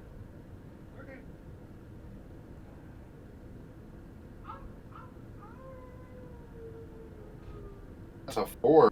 That's not Okay. a good saving throw. So you suddenly feel, this really painful, piercing sensation in your head. You take 1d4 plus 2 psychic damage. Jeepers. Jinkies. So, okay, so that's an Yoinks. additional 5 damage. Ruh-roh. All right, Bro, so I as a result... Just gonna say Fred's the catch line. Yeah, we're not going to do that. Okay, so you take 5 damage on top of what you had in the previous battle. Yeah, we're gonna need to resolve that situation here shortly. But So, something was preventing you from thinking about this because that is definitely what you wanted to do. But then as soon as you did, you felt this sharp pain. You know, Marin was around too. Maybe she could. I'm give pretty it sure a shot. Cube pretty much appeared there as well. Yeah, both of you are completely unaware of this. Oh, I am. Okay. Ah. Never mind. Never mind. I was just thinking because I was the one that was witnessing all that with Otto. Mm-hmm. yeah, that would make sense that Marin would have perhaps been able to keep an eye on them. And also, if Cube and Brainy showed up, there might have been some, metallic remains left behind. Oh well. Whatever. It's probably not important. Mm-hmm. Man, famous last words. Otto, you okay?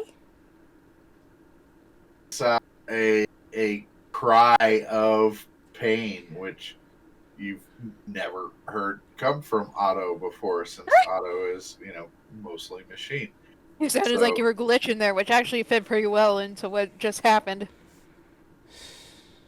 Otto holds up his hand in a I need a moment gesture and casts which cure spell on himself. Let's see. Spells. We are going to go ahead and throw cure wounds on myself there. So that's going to be a D8 plus 6.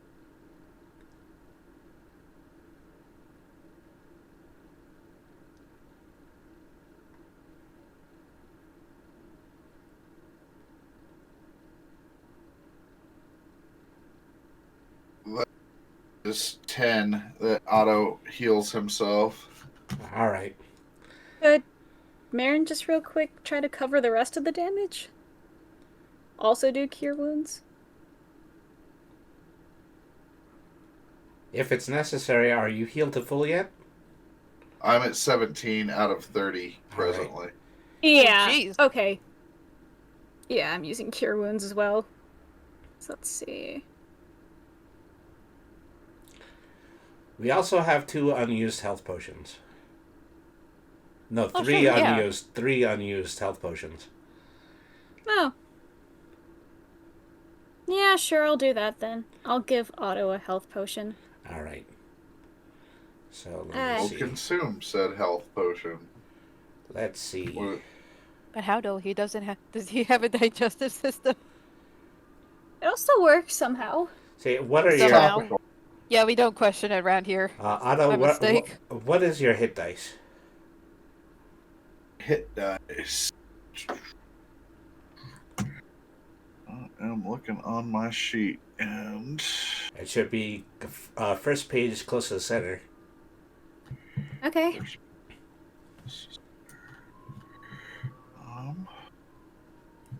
I see proficiency plus 2. Where is it from proficiency? Also, dang, Gibby was the only one to not take damage during that whole fight. Well, along with Brady, but still. Well, let's do it this way. What's your proficiency? My proficiency is plus 2. Plus 2. Okay. What's your Constitution score? Con is plus 4. The Constitution itself is 18. Okay. 4 plus 6.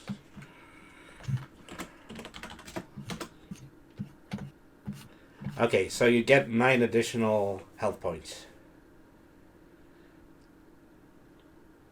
9 additional. So this is a little bit peculiar because usually you tend to only get 1d4 plus your con in order to when you get a potion, but this is a little extra. Yeah. Oh. Yeah. Sometime, Nice. yeah. Sometime you have to Sweet. go back and you have to thank that goblin girl who ran the potion shop in Metaluna. She really seems to know her stuff. I don't even know this goblin girl, and I'm grateful for her. Thank you, young goblin lady. So, nothing left to do but to do. Yeah, Brainy is about to exploring. crawl into the passage, but he looks back at Otto. And he says, Otto says, I'm sorry, go ahead. I'm a bit concerned. Something was irradiating a signal that mostly caused that attack that you had just now. And there's a good chance that it might be emanating from this Titan. If you want to, you can sit this one out. No. This unit feels compelled to continue. Wait, hold on. Does Cube feel some kind of feel something from the kind of magic that's emanating from this thing? Roll your insight. All right, insight. Just a second. Do. Insight. All right. Rolling. D1. Oh, that's an 18. Mm-hmm. something just kind of really um, feels. Okay, let me restate that. QB just has a sudden instinct to start to feel around the metallic Titan's body.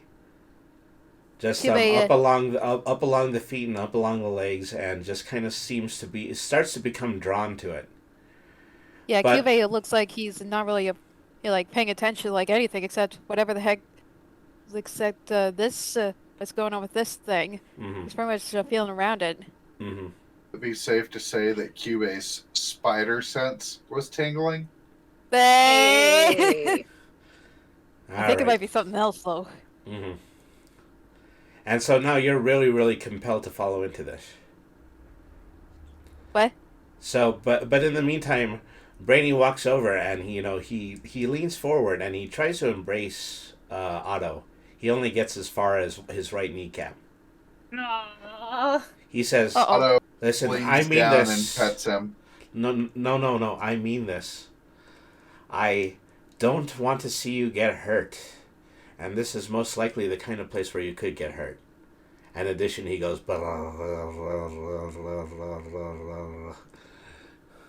Otto pets Brainy and says, it is strange. This unit was trying to consider something, and the pain was almost a response to that thought. This unit is intrigued by the mystery of this and wants to get to the bottom. Brainy heaves a sigh. Okay. I just hate to think that I might lose you again. I mean, that I might lose you.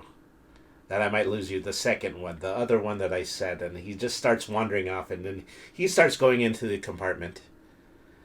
Along Is the... What? Cube pretty much leading the way through this? He's pretty compelled, like, Uh-huh. to get in there. Seems so. Alright, Cube's pretty much What? leading the way. Hey, it's almost like he has to. It's like he's not even thinking right now. He's just doing it. Mm-hmm. So Brainy goes in, QB goes in. I assume the other two follow. Otto hesitates for a second and says, "Again? Wait. Brainy, get back here." No. And follows. Uh-huh. All right. Nice one. So here we are in the compartment that is just inside of the enlarged shoe of this Titan. First thing that we see directly across from us is a chest. Chest? Hmm. Hmm.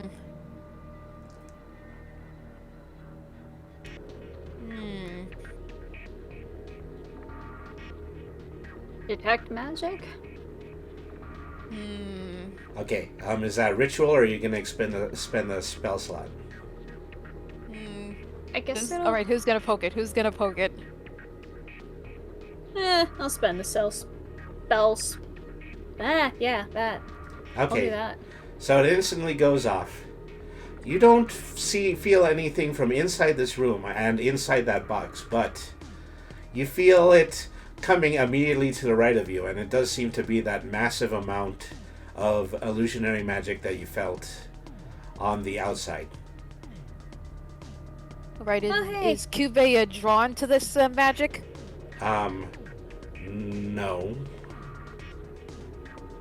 Well, let me put it a different way. Roll your wisdom. Oh, roll wisdom? Uh-huh. Okay, Me? no, me. Yeah, QB. Alright, roll 1d20 plus 1... 16. 16. So you feel a strange mixture of intrigue and also you feel a sense of personal survival. It is like you are both intrigued and also repulsed by the energy that seems to be radiating around you. And it's unlike Brady and Marin, you aren't able to see it, but you still kind of feel that it's present. And so you kind of feel like it's present in the next room. What am I seeing exactly? Cube kind of gurgles a bit as he's kind of shaking. Like, you can't even tell what that kind of shaking is. I doubt even he understands. He's just staring at that room. He's just staring at it. Alright, so how should we go forward? Brady asked. What am I seeing exactly, though? You're seeing Cube looking like he's in some kind of internal struggle, like wanting to go towards that room. Also, like that survival instinct to not be near it. There's something up ahead. It's probably best we try to be cautious. Alright, how are we going to proceed? Well, I think since Cube is the one being like influenced the most by this magic, I assume like he's gonna be doing something, right? So, give me a Constitution saving throw. Oh shit. Con saving throw. Let's see here. Con. Shit. Roll 1d20 plus 3. Yeah. Alright, that's 14. Alright. So, at one point, you see yourself, just your legs just slowly wander, and you go 10 feet before you come to a stop. And you regain your facilities. He kind of looks at himself, like, he also kind of looks at his hands. He looks like he's, on the brink of, like, being himself, towards being, like, a shell for something else. Brady, Can't really tell what, though.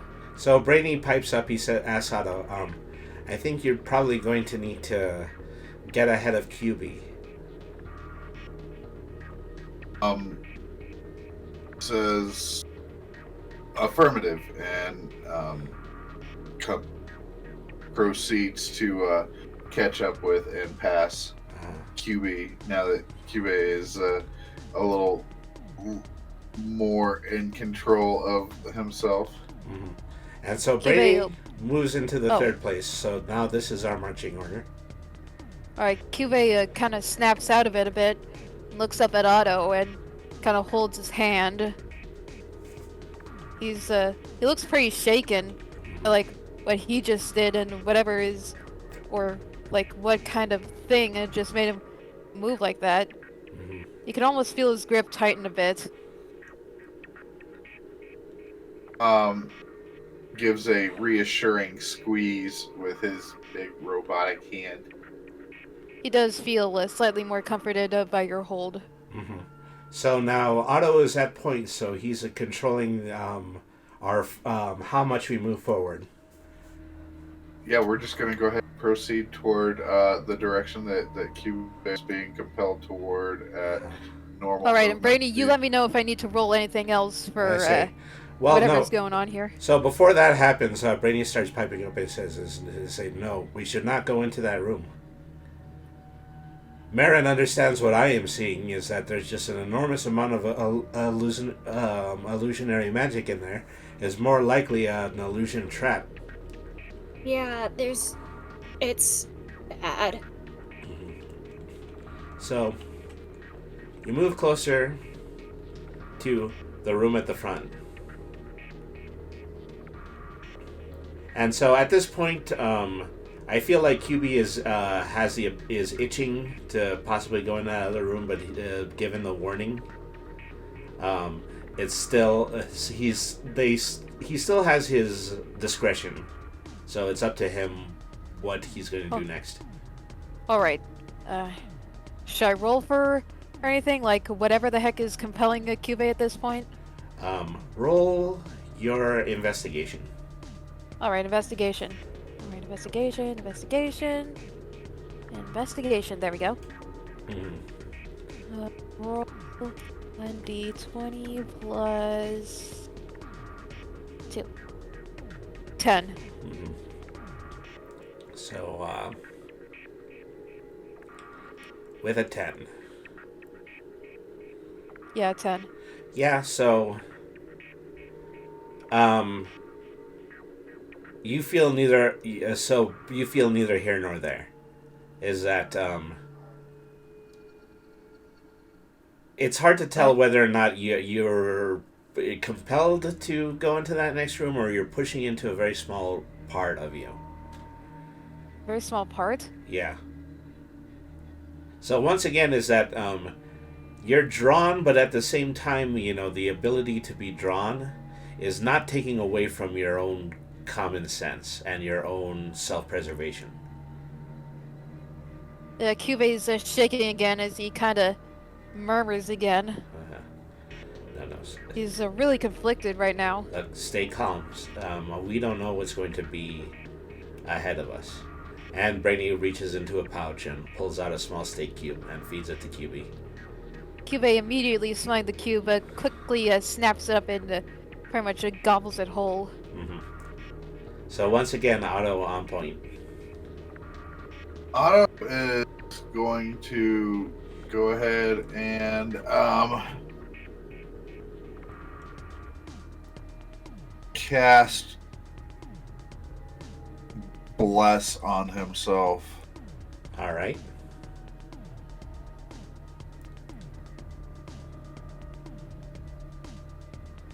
And proceeds forward. All right. So you go your movement 5, 10, 15, 20, 25, 30. Does everyone follow? Yeah, Cube's still following him. All right. Despite, literally everything that's happening to him right now. Uh-huh. Seems like a combination of, all sorts of supernatural weirdness. Mm-hmm. All right. So you hear a noise like a thunderbolt, and everybody needs to make a dex saving throw. Oh shit, dex save? Sorry. Let me also say that I bless the two people in walking order behind me. So all right. Mm-hmm. I can only target 3, so one of you doesn't get blessed. Sorry. Yeah. Mm-hmm. And that's Marin. Uh-huh. Shoot. Hey. All right. So once Wait, again, what does bless do again? Everybody. Does that give us a little? Everybody, dex saving throw. Okay. What kind of bonus does bless give us? The target can roll a d4 and add the number rolled to your attacker saving throw during the duration of the bless. So yeah, add a d4 to whatever. All right. So everybody rolls this with advantage. Oh, well, I put this in the wrong place. My bad. Uh-huh. And you said a deck. All right, Oh, now I'm in the right place. Sorry, still shaken up from whatever the heck is influencing Cube. Oh, I'm sorry. We don't roll advantage. We roll a d4 plus the d20. Wait, what? I'm Alright, so lost. we roll the 1d20 and then we add the 1d4 dice. Yes. Alright, and 3. Roll 1d4. Well, that's a 10. Oh, wait, no. That's a 12. All right. It's a 12. Mm-hmm. Oh! Wow! Oh, shit! Okay. So anyone below a 10, which is me, and it is only me. Yep, Okay. that's just you. Okay. You just feel all of a sudden the entire room get infused with electricity. Brainy takes plus 2. Oh.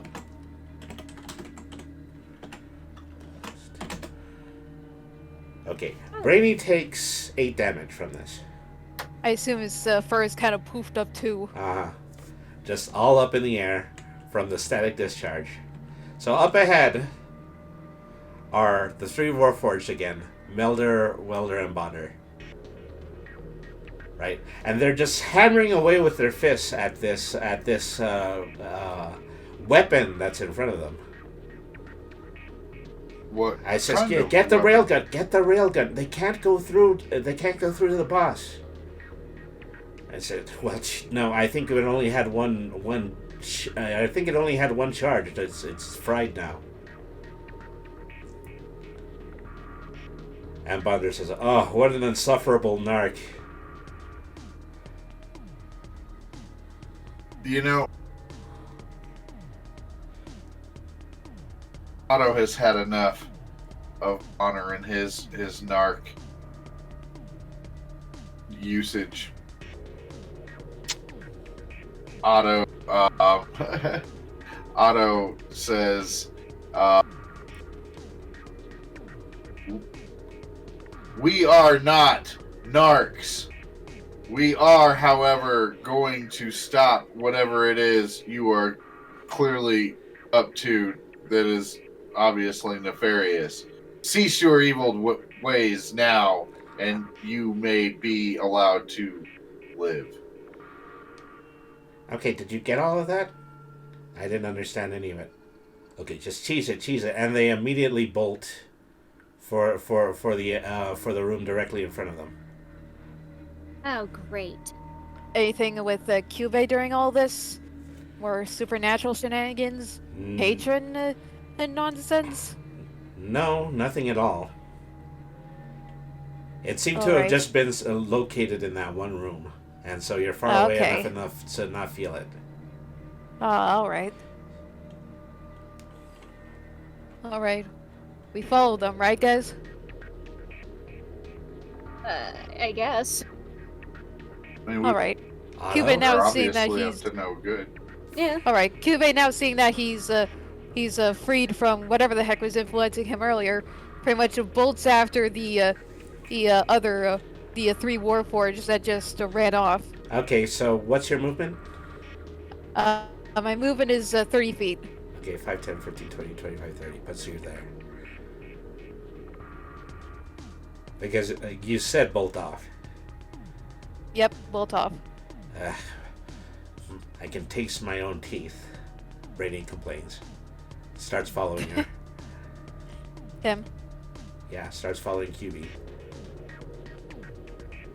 Also moves forward at speed to catch up. Alright. The Warforged. Uh-huh. Yeah, I guess I'm catching up too.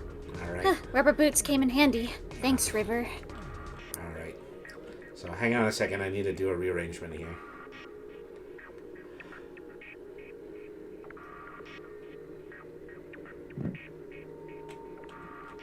Alright. So Oh, is that another figure? we make it to the point here. Kiwi's pretty much looking Yeah. like he's all ready to go full murder mode. He's still really shaken up about what's going on with him back there. Professor Turlock, I presume. Brittany pipes up. Say, oh, Brainy the RPG cat, is it?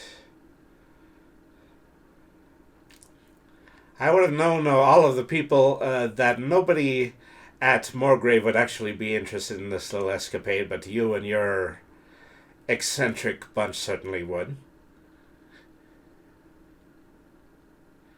So, Turlock looks like this.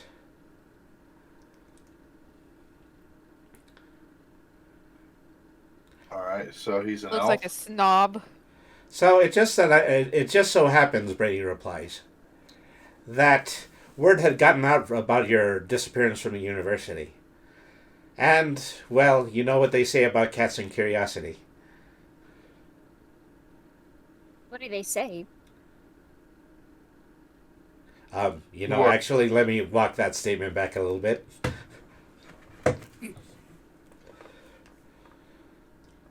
Yes, well, I would have gotten away with it all if it weren't for you and your meddling kids. Wha- Did you really pull Scooby-Doo? Anyway, what is this? What is about to happen with this dude? Yeah, exactly. What's the plan? What did you hope to achieve by trying to take over this Titan? It says, the Dark Prophecy. If you've never seen anything remotely approaching a cat turn completely and totally red, this would actually be the moment. Wait, what? The Dark Prophecy! You mean to tell me that you believe in that old religious smolts that Eberron, the entirety of Eberron is supposed to fall based on the Dark Prophecy? You Wait, hold on. idiot! You recalcitrant moron! Wait, hold on. How do you dare consider yourself to be a man of the book? And so this begins to devolve into a bunch of angry cat noises. Okay, well, this is going on. Does Dark Prophecy strike something with Cube?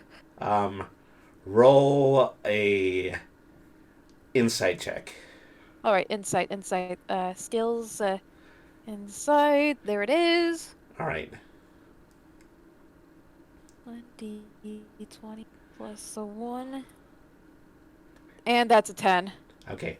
I'll let you have a gimel on this one. I additionally want you to roll an arcana check. An arcane check? Okay. Uh-huh. Let's see here. Roll 1d20. That's a 7.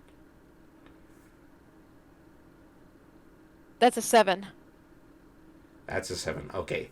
So, not either. Nothing seems to ring a bell with you, but I need Otto to do an arcana check. Oh.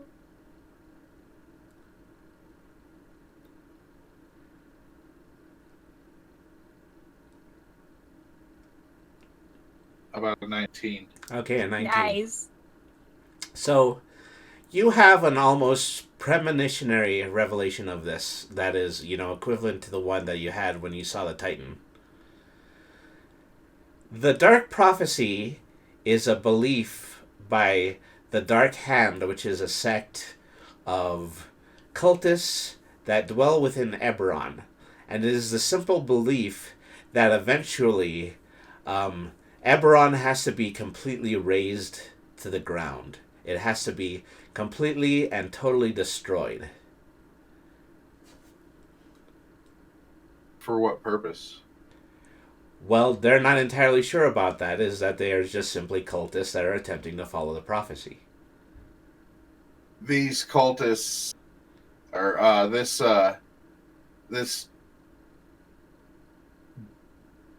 unit is referencing a prophecy that or a divergent cult following that seeks to end Eberron. They cannot be allowed to succeed. Yeah, no kidding. Goes against everything we stand for. Cube pretty much bristles and hisses a bit at those words. So, Otto points the mace at what's this guy's name? Turlock. Turlock, and says, I will not allow you to fulfill your prophecy.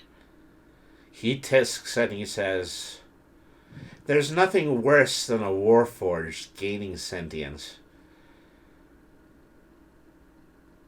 Oh, Cube does not like that. Cube does not like that one bit. He hisses way louder this time and just manifests the gauntlets. He looks ready to just rip and tear again like he did to that orc. Uh-huh. Marin stands beside Otto. Yeah. Brady's got a face on his paw.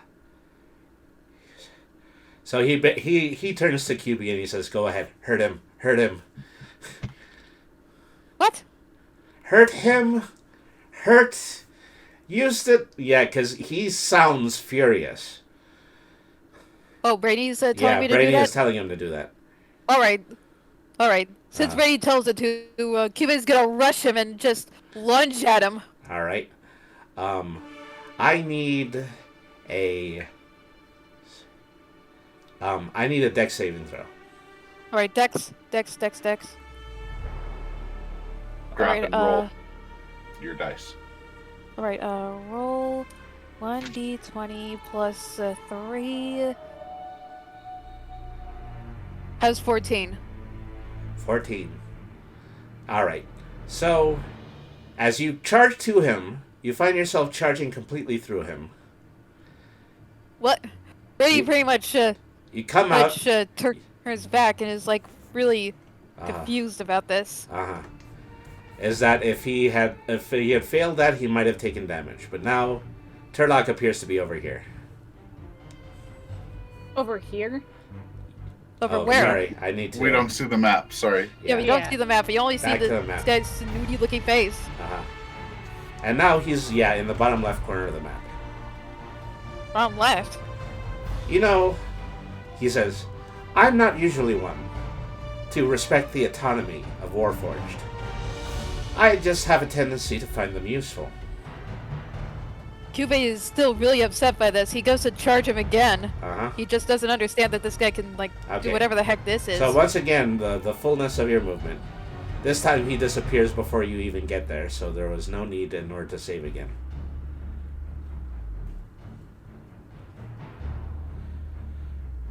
And so he reappears in this section.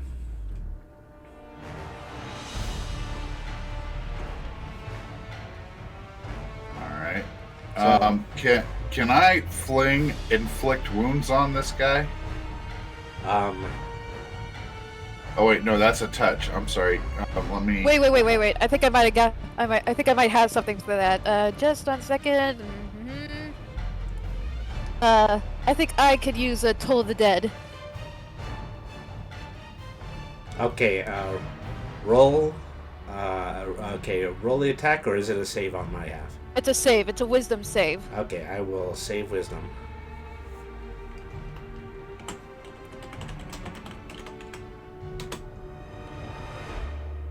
Okay. Well, he succeeds. Well, so hang on he- a second. I have to delete 3 of this. 15, 14, 13. Yeah, unfortunately, he does still succeed, and he disappears again. But wait a minute. If he succeeds, he should still take some necrotic damage. Wait a minute.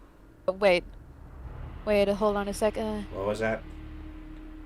Nah, never mind. I think I read it wrong. All right. So this time he appears, and he appears right in front of the Warforged. See. I'm not the person that you should be quarreling with. Everybody believes that the Warforged are nothing but tools. Just have a look at this. He pulls out a piece of paper. Just a torn up piece of paper, and he gives it to Otto. Cube does not like the sight of that man being near his friends in one bed. He once again goes to charge for another attack. I say, well, He this just time does Brady not gets in like front of him. No, hold on. This isn't working. Cube hisses. He looks like he really does want to he wants nothing more than to rip that guy's throat out. Otto looks at the paper. Uh-huh. So on the paper is a lithograph. And you know lithographs well enough to understand that they're photos and not actually any kind of art or any kind of forgery. Right. In the photo is Otto. And next to him is Brainy.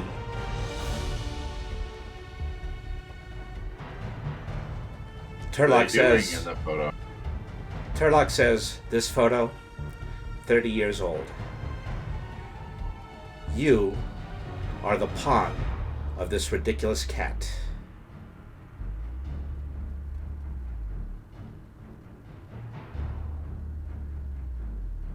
Am no one's pawn, and Otto angrily swings his mace at Turlock.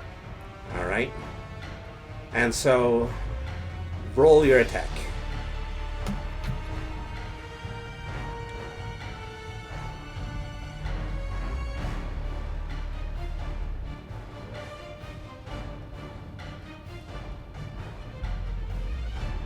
not great attack. All right. It's a 6. So, you swing your mace. You swing your mace just hard enough that you catch his shoulder, and he moves his shoulder forward. But he is armored. Just has an armored shoulder pad, and it does no damage to him. But now you can tell there isn't an illusion. An illusion. Uh-huh. So, they say, well, enough of this falderall. I don't care what you really believe in the end. He snaps his fingers. Warforged, to me. And once again, out comes Mender, Bender, and Bonder. And they're taking point at different parts of the room. We are now in initiative. Alright. So we roll initiative now. Mm-hmm. Let's see. This is when here. Marin takes the chance to say, "Really? You're giving him trouble for supposedly following fleshies, yet you're following him?" It was better than guarding the door. Ah, got in that one. Well, at least it's an initiative. Right, you'd rather have it there than, somewhere like Yeah, crucial, somewhere else. like a attack. Yep. All right. And okay, so 4, 13, 10. And then All this because it beat guarding a door. Imagine. Destroy Eberron all to like do something else besides guarding a door. I can't believe this. Yeah, Well, I we mean- told you he didn't like him. You wouldn't have to be told to guard a door if there's no door. well, additionally No Eberron, no door. additionally we could have gotten a little bit of favor from the Lord of Swords by bringing down the university. Ah. Oh. It turns out yeah, we're the old Tron clone. It turns out we're the narcs.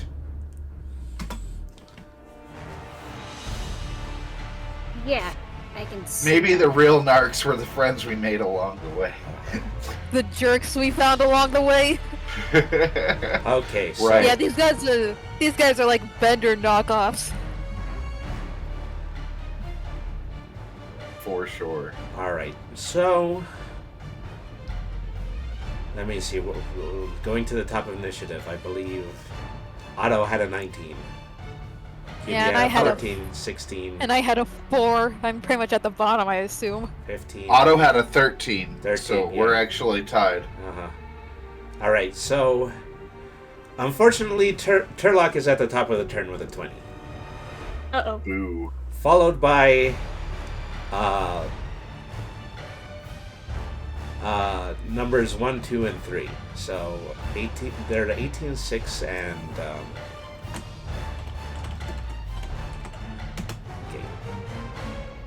And the other one is 5.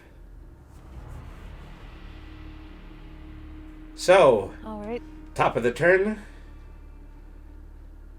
Turlock puts his hand directly.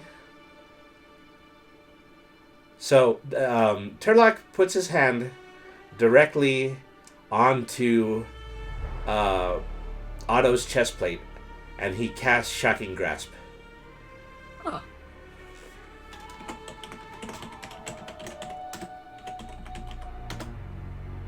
All right.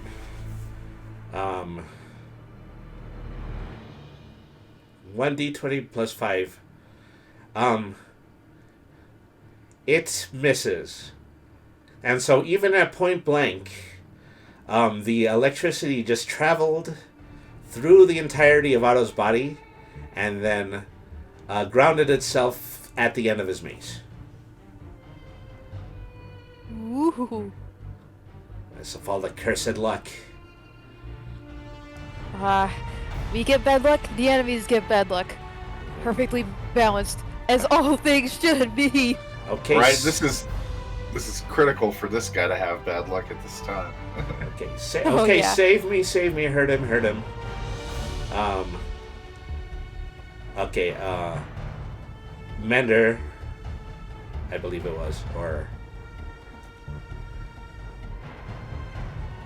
it was, yeah, Melder, for the first Warforged approaches Otto, and he swings a spear. Alright, let's see what happens with that. Okay.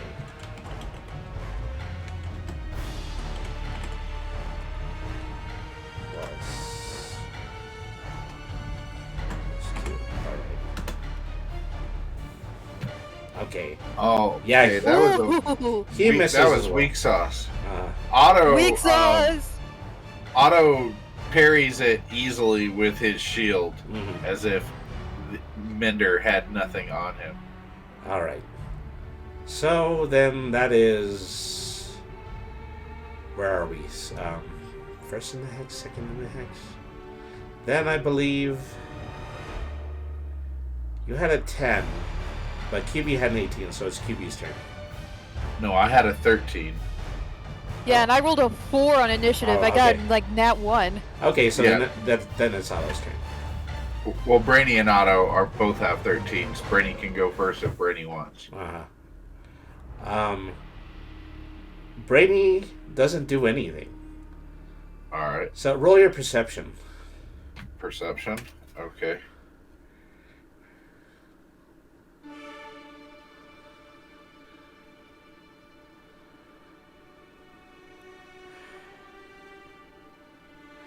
Uh-oh. I can't spell. Second. Okay. There we go. How about a 24? Ooh. I assume that yeah, hits? that does hit. Roll your damage. That's a perception. Oh, that's a perception. That's a 20. Oh. I mean, Yeah. you glance over at Brainy, and he's all sorts of discombobulated. He's a combination of angry and just really generally upset. He's ugly crying. Aww. Oh. He is... Doesn't like to see his friend distressed. well, that and... there might be an inkling of truth in what Turlock just told him. Otto realizes that, but Turlock is not allowed to continue his wickedness. Thus, Otto reaches out the shield hand, Uh-huh. and the shield is like, bolted across the forearm, so the hand is, able to still manipulate things. Uh-huh. And he just palms Turlock's face like a basketball and casts Inflict Wounds. All right. Is that a roll or a save? That Inflict Wounds. Yeah. Let's see. That is touch, instantaneous. Make a spell melee attack against a creature you can reach. Oh, okay. So then you have to roll attack. Yes. So is that Dex then in this case?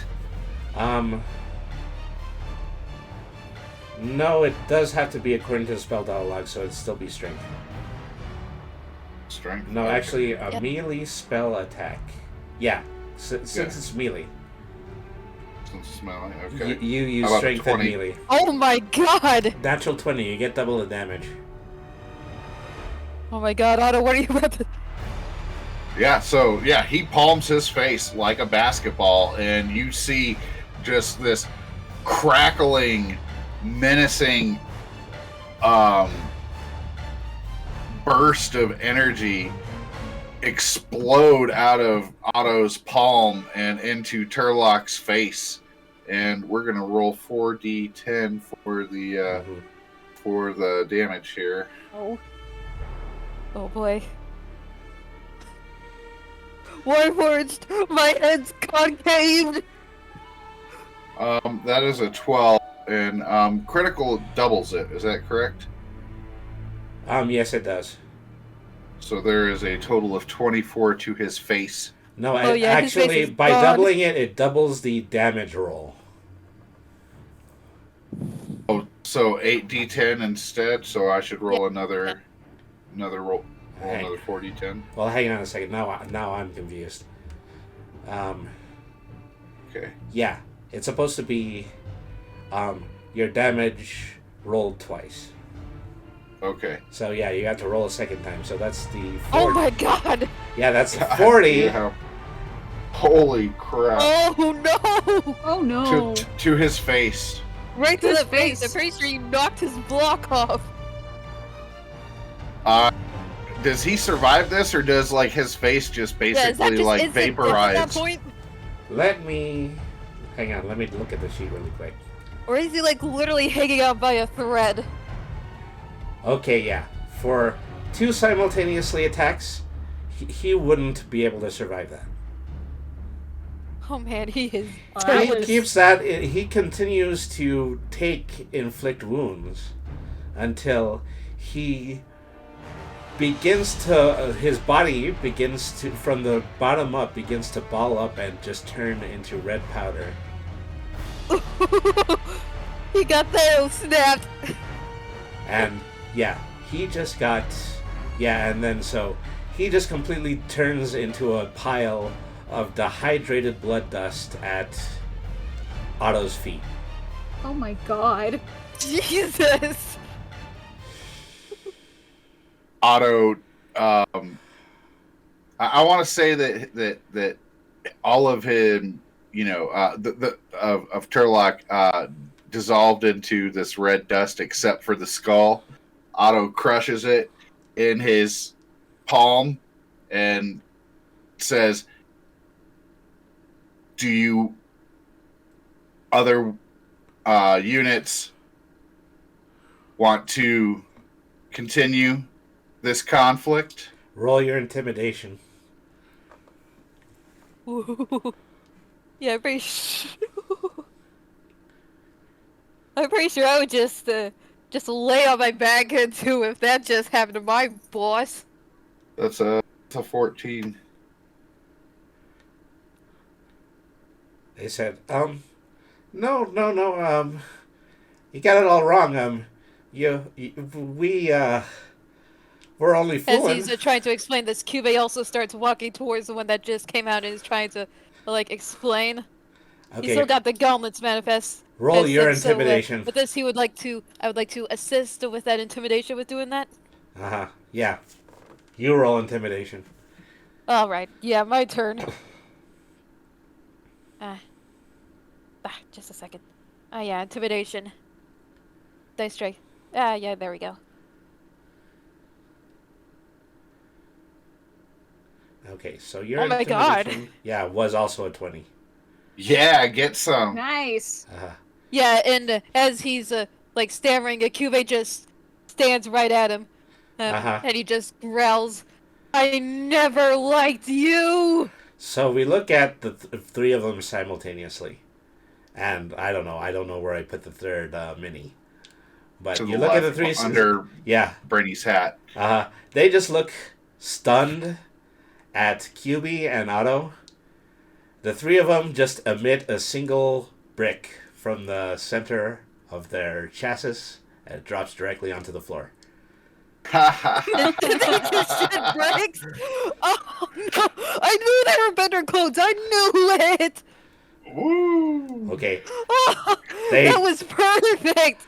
They drop their weapons and they crawl into the fetal position.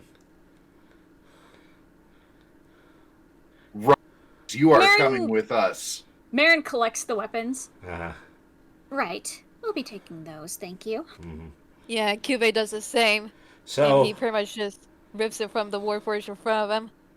in the midst of, all of, just the complete and utter destruction of this. Yeah, but also with the weapon, he still has his gauntlets and he pretty much just snaps that spear he was holding like it was a twig in the grip of those gauntlets. At this point, it's kind of futile because they're not even Yeah, looking but still, at you. he's still just pissed Uh-huh. at what that dude who's pretty much still dead had was doing to his friends, and he really did not like seeing Brainy cry. Uh-huh. Like he is just mad at all of them. Well, uh, in the very intense situation, you guys turn around and you notice that Brainy is gone. Brainy? Yeah, he just Brainy? left the chamber without a word to anybody. Seriously? Okay. Kyubey is looking, where Brainy was. It just whispers, "Brainy," and he drops like the two halves of the sphere onto the ground. He pretty much forgot like being so mad at everybody and sulks for his friend who just ran away. All right. So eventually, you make your way out of the Titan with the Warforged as your prisoner. Happy to turn it on. Turn them over to Ched Jareth. Yeah, Kyubey pretty much throws one of them over as he was carrying him by the neck. Mm. So Chad Jarrett says, "Well, I think I made a very grievous error in trusting the local Warforged. To think that some of them might have been in lead with the Lord of Swords." If I may, sir, every being has a choice. Don't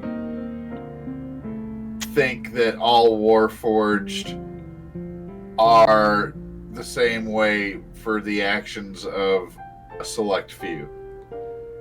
As a little add-on to this, Kyubey he mentions, but he's more solemn than angry at these Warforged, and he repeated the name of the man that they fought.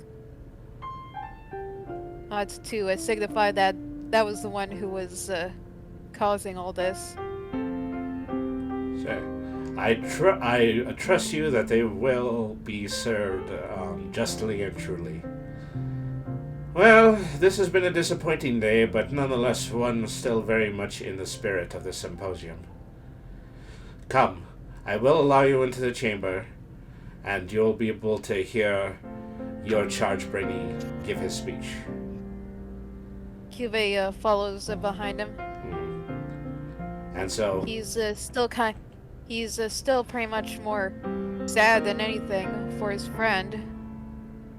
You can pretty much feel it from him, even though you can't really see it under that bag.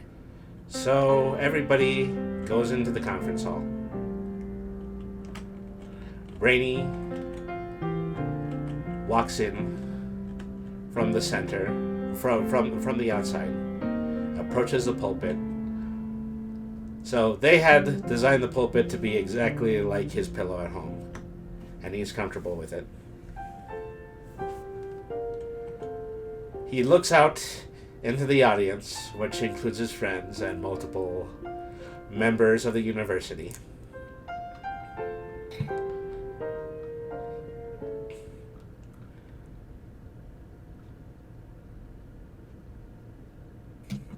Esteemed colleagues, I had a different speech prepared, but I'm not going to say it. By now you've already heard the news. Me and my apprentices just returned from the woods, where we were forced to strike down Professor Turlock and the Warforged God, supplied by the Paladin Kajareth, to stave off yet another terrorist attack on this campus. We learned that Turlock was a believer in the Dark Prophecy, a miserable old epithet that has enjoyed millions of mages across this realm to attempt to raise it to rubble. There begins to be some murmuring in the crowd. The only thing more insulting than this attempted coup is that Turlock was a decorated member of this campus. He had full ride and he had tenure. Me, I operate out of a bar in the bricks, full of the monster races, as you're so keen to call us. Me and the Wizards of Dyna had to petition this body for years to give me 10 minutes to shoot off some ridiculous pap about equality among the so-called monster races. And it took me and my group of monster races all of 25 minutes to bring this plot to a halt. So there's a lot more murmuring, and even a few boos from some members of the audience. If you want to pat yourselves on the back, on behalf of how kind you are to us, that's fine. But if you want the truth, Eberron will never be at peace. Not as long as you all are so eager to exterminate yourselves for the hopes you all will be the only race left standing. And as for me, if I ever set foot on Eberron soil again, it will not be anywhere near Morgrave. Brainy out. He takes a scroll that has just a wooden binding on it, and he just drops it on the floor in front of everybody, like he was doing a mic drop. And then he begins to walk out of the chamber. There's a lot of just very animated talk and discussion amongst the wizards around absolutely everyone. Otto is going to start the slow clap. Aaron joins in, I guess. Uh-huh. Cube also joins in, and you notice that he's practically shed his disguised skin. He's back to his regular old self. So, yeah, you all clap. Yeah. Everybody starts turning at you, and everybody is staring. Chad Jareth is looking at you two, and he's just staring as well. The room is dead silent. Baron still Wait, are they all sitting or standing? Because if I they're think all... They're all think they're standing. They're all Dang, standing. Yeah. never mind. Uh-huh. So much for standing ovation. Yeah, so much for that, but anyway. Yeah, Cube's pretty much made us... Yeah, as I said, Cube's pretty much shed that false skin, and as a sign of support for that, and like, all need to be accepted. For Otto speaks up and looks at them all and says, for learned beings that are supposed to be wise, you have much to learn. And I guess we're back. Yeah. You've left. You've returned to Brainy's chamber. Brainy's attitude has not improved since they have returned. He's been pacing the room. He's been muttering to himself. He just seems just kind of livid with an awful lot of things. Otto approaches him slowly and says softly, permission to engage in comfort protocols? Permission denied. Listen, Cute look, I'm sorry. I don't mean... I mean, you were... Listen, if you guys want to be a help to me right now, please take your salary and go back to Metaluna. I have a lot of thinking to do. I'm sorry. And Brainy walks out of the hallway. Perception? Otto. Yeah, perception checks. Perception Okay. checks? All of us? All of us? Yeah, all of you. Otto's gonna look at the at his party members and says, "Did we do something?" Okay. I So got an 18. yeah, and an 18. And okay. Insight is what we're doing. Yeah. No, it's perception. Perception. Oh, perception. I'm sorry. Yeah, uh-huh. So Marion absentmindedly puts a hand on, I guess, whatever the closest thing to a bicep that Otto has. Yeah, It's- Cube also reaches out and holds his hand again, like he did back in the back in the Titan. But in this situation, it's more the other way around. Cube is trying to comfort him. Mm-hmm. So for the perception, everybody knows this. You just hear a call from down. You just hear a very loud yell from down the chamber. It goes, "I am in no mood." You turn around, and you see that Brainy said that to Bosch, his master. Oh, Cube flinched a bit. So what what was is Marin Asha's saying to Otto? expression? Well, what was Marin saying to Otto? More importantly, She was about to say how there was something more to it than that. That's when she heard the yell. While she flinches, she also instinctively goes in front of Otto. Yeah, Yeah. and this time Cube's also in front of Otto as well. He's still holding his hand. And that is the end of tonight's story. Woo! So, thank you everybody once again for tuning in to One Shots from the Meowing Portal. As always, it has been an interesting and it has been an exciting evening. I also want to thank my players, Game Night 00, Marin Mermaid, who you can find at twitch.tv/MarinMermaid. And, You could call me Mimi's Wonderland for short. yeah, youtube.com/Mimi's Wonderland is there if you want to see Mimi streams. So, next episode. Are we ever going to be able to snap Brainy out of this enormous emotional stupor that he is getting through? And also, what part of this turmoil has to do with the Crown Prince of the land of Metaluna?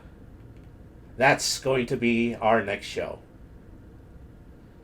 So, thank you everybody for playing once again.